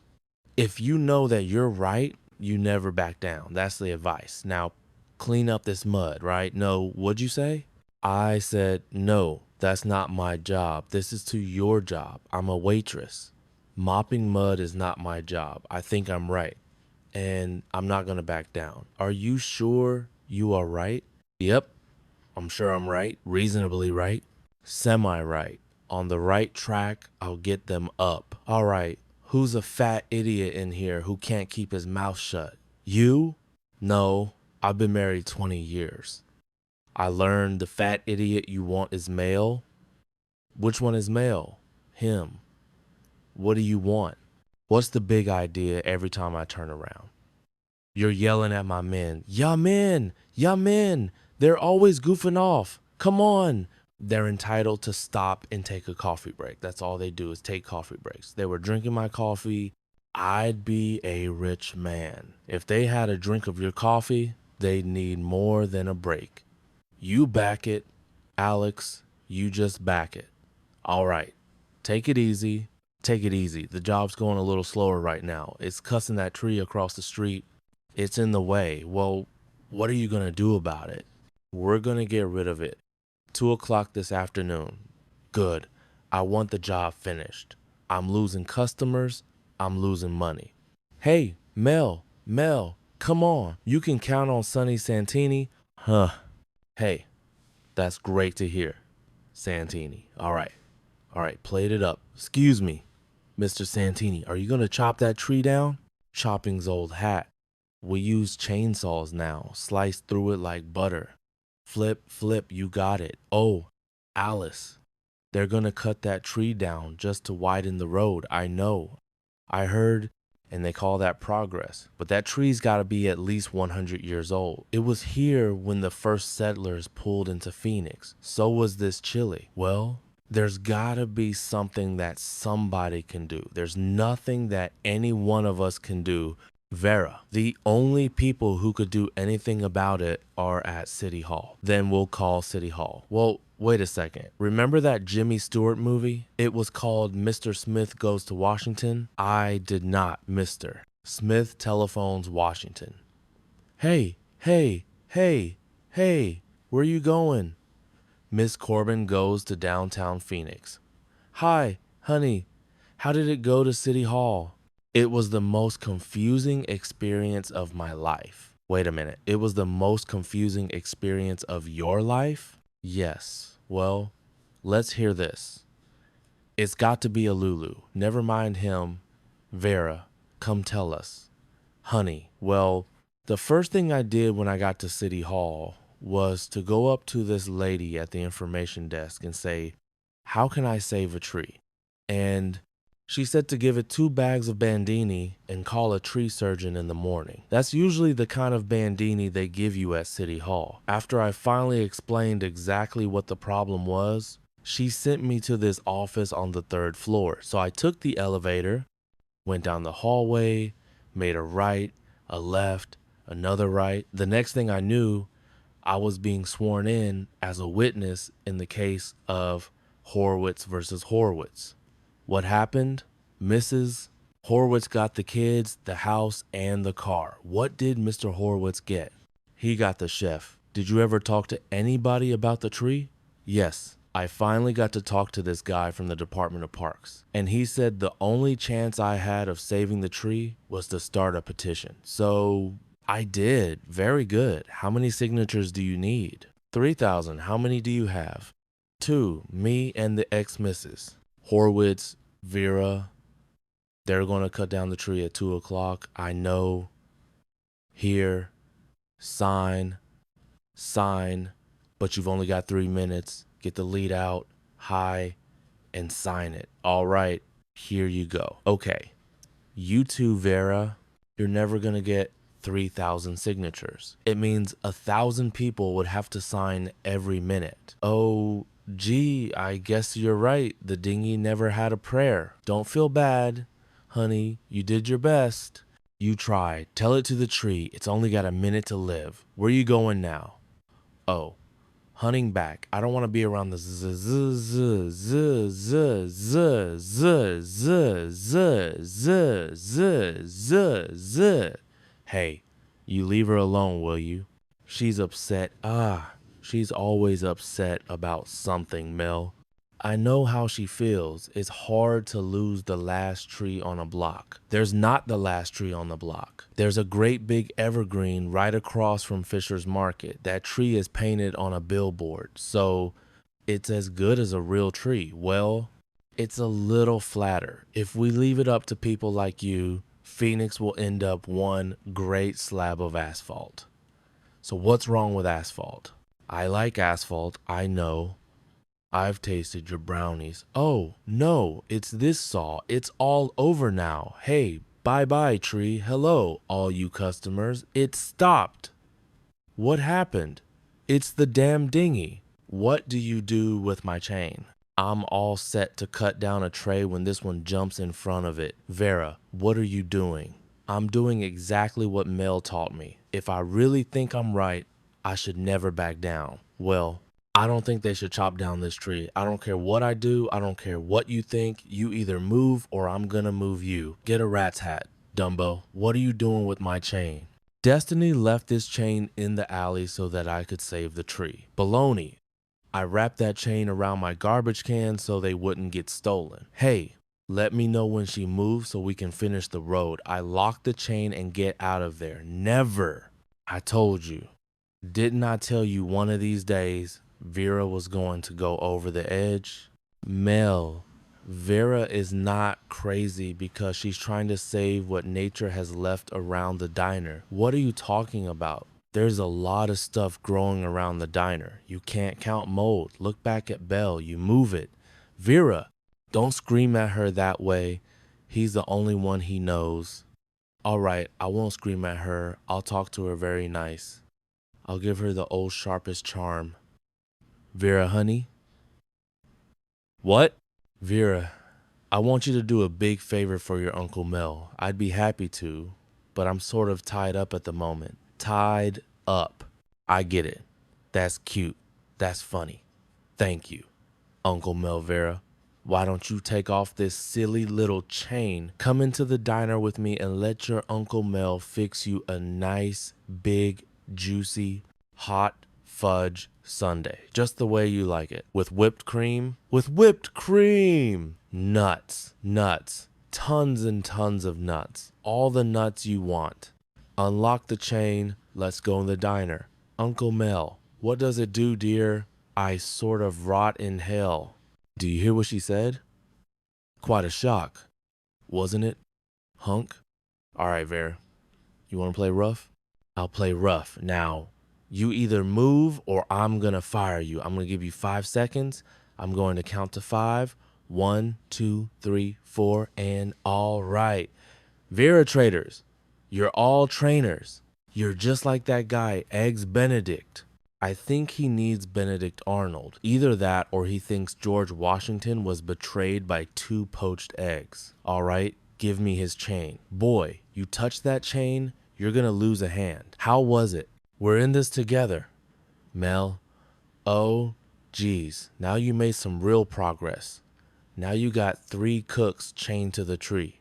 All right, I'm gonna give you one more chance. Are you gonna move? No. I'm calling the cops. You fake, you traitor, you tattletale, you stoolie. Does this mean that Mel isn't gonna fire me? Yes, it means he's gonna have you arrested instead. Good. I hate those long lines in unemployment. Oh, geez, I want to thank you both for standing up for me, I feel. Like we're all part of an enormous charm bracelet, like the kind that King Kong would give his girlfriend. I feel like that too. Listen, how long do you think we gotta stay like this? Until we get the rest of the signatures, mister. Sonny Santini, would you care to sign our petition to save the tree? Are you kidding? Tell me something. Why are you dames making such a big deal over a stupid tree? Don't you have any idea what a wonderful thing a tree is? Hundreds of little creatures call this tree home sweet home. It's nature's condominium, way up in the penthouse. Miss Mother Sparrow and her baby sparrows. Oh, and what about the ants? Ants? What about them? Every day, thousands of ants use this trunk as their own personal highway. I think one of them just crawled through my overpass. And how about the squirrels? Squirrels? You mean... Well, who cares about squirrels? Who cares about squirrels? Well, if it hadn't been for a squirrel, I wouldn't be here today. I beg your pardon. When I was 8 years old, I was a brownie scout. And we went on a nature hike, and I went to get some twigs to toast marshmallows with. And I got separated from the group. I was lost, and it was getting very dark. Would you scare me? I was terrified. I started to cry. I looked down, and there was this little squirrel. He ran up the path and down the path and up the path and down the path. He wanted you to follow him exactly, and so I did. I followed him, and he led me out of the forest and back to my little troop. I looked down to thank him, and he was gone. Oh, that's the most touching squirrel story I've ever heard. And I thought I'd heard them all. Give me that petition, Blackie. Come here, you're not gonna be sorry, Mr. Santini. All right, here, sign this. Come on, here, bend over. All right. The cops are on their way. Here, sign this. All right, you got your saw ready. All right, thanks. What did I just sign? It's a petition to save the tree. And you want to save the tree, too? Forget it, buddy. From now on, I'm one of the girls, all right? Then you'll go to the Pocky with them. Over here, officers, do you think they'll put us in the same cell? Yeah, I think so. Can I have the top bunk? All right, there they are, right here. Look, ladies, I understand what you're trying to do, but you're lost. And either you give it up, or I'm gonna have to arrest you. Good. Go ahead. Arrest us. Do your duty. Right. Slap on the bracelets. Copper. But once I take you downtown, They're gonna knock this tree down anyway. So what's the point of going to jail? He's right, sugar. I'm sorry, honey, but I thought the good guys were supposed to win. I guess it doesn't always work out like that. I guess maybe just knowing you were one of the good guys sometimes has to be enough. All right, we give up. Congratulations, ladies. Have a good day. Good work, officer. All right, everybody. Party's over. Let's go. But someday, Vera, the world is gonna know that you did this. All right, Santini, get rid of the tree. I told you, pal, I ain't chopping down no more trees. I'm into squirrels now. All right, I'll chop it down myself. Goodbye, old fellow. I tried. Keep a stiff upper limb. He's turning deep by himself. This is horrible. He's screaming, Vera's a badger. Vera's a badger. No, it's not. It's screaming out, Mel's a rat. Mel's a rat. Vera, you shouldn't feel bad. You're a gutsy dame. I am. Sure. You've given me new respect for inner city squirrels. Vera. Honey. I know now it looks like Mel's won, but my grandma Dupree had a saying that what goes around comes around. Why? It means that Mel is really gonna get his for what he's doing. Well, it's gonna have to be something pretty awful to make up for killing a tree. My diner. Is this awful enough? It's a start. I know how you feel, honey. I miss the old tree, too. Vera, I feel the same way. It's been gone for 4 days, and I still can't help looking out there. It's like when you get a tooth pull, and your tongue keeps going to that empty space, helping to find a tooth, and all it ever finds is empty gums. Yeah, Vera, what is it? What do you mean, what is it? You were chained to one for a half hour. It's a tree. I said here, Vera, didn't I? So far, it's been a lovely apology. All right, all right. I missed the tree, too. Well, listen, there's still a little patch of land left out there. Why don't you and I plant this little tree together? I knew that there was a soft spot in there somewhere. Don't let the word out. I've got to protect my image. Oh, no. The dingy, the tree, the shovel, I'll scratch the door. The used to be sad, used to be shy. Funniest thing, the saddest part is I never knew why. Kicking myself for nothing was my favorite sport. I had to get out and start enjoying her. Life's too short. There's a new girl in town, 'cause I'm feeling good. Got a smile, got a song for the neighborhood. There's a new girl in town on her own to flee. And this girl's here to stay with some love. Yeah, love's life's gonna lead so soon. Hey, Charlie, do me a favor, will ya? Put my catch in the kitchen, will ya? Yeah, bring Jerry Reed a couple beers, okie dokies. Oh, look at that.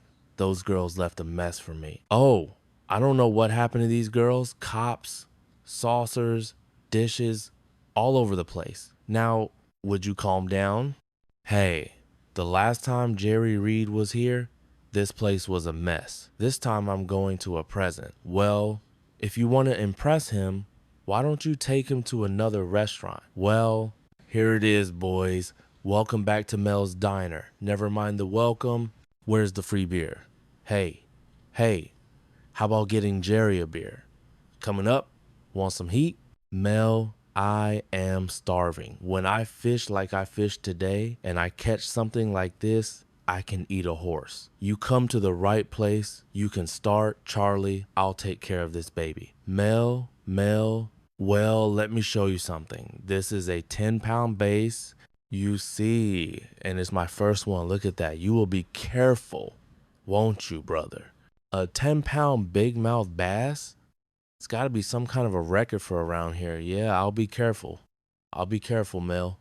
I appreciate you. Let me use your freezer. Are you kidding? Anything for a friend? Jerry? Listen, Jerry, when you think Tamara, when you come back, do you think you can bring an autographed picture so I can put it out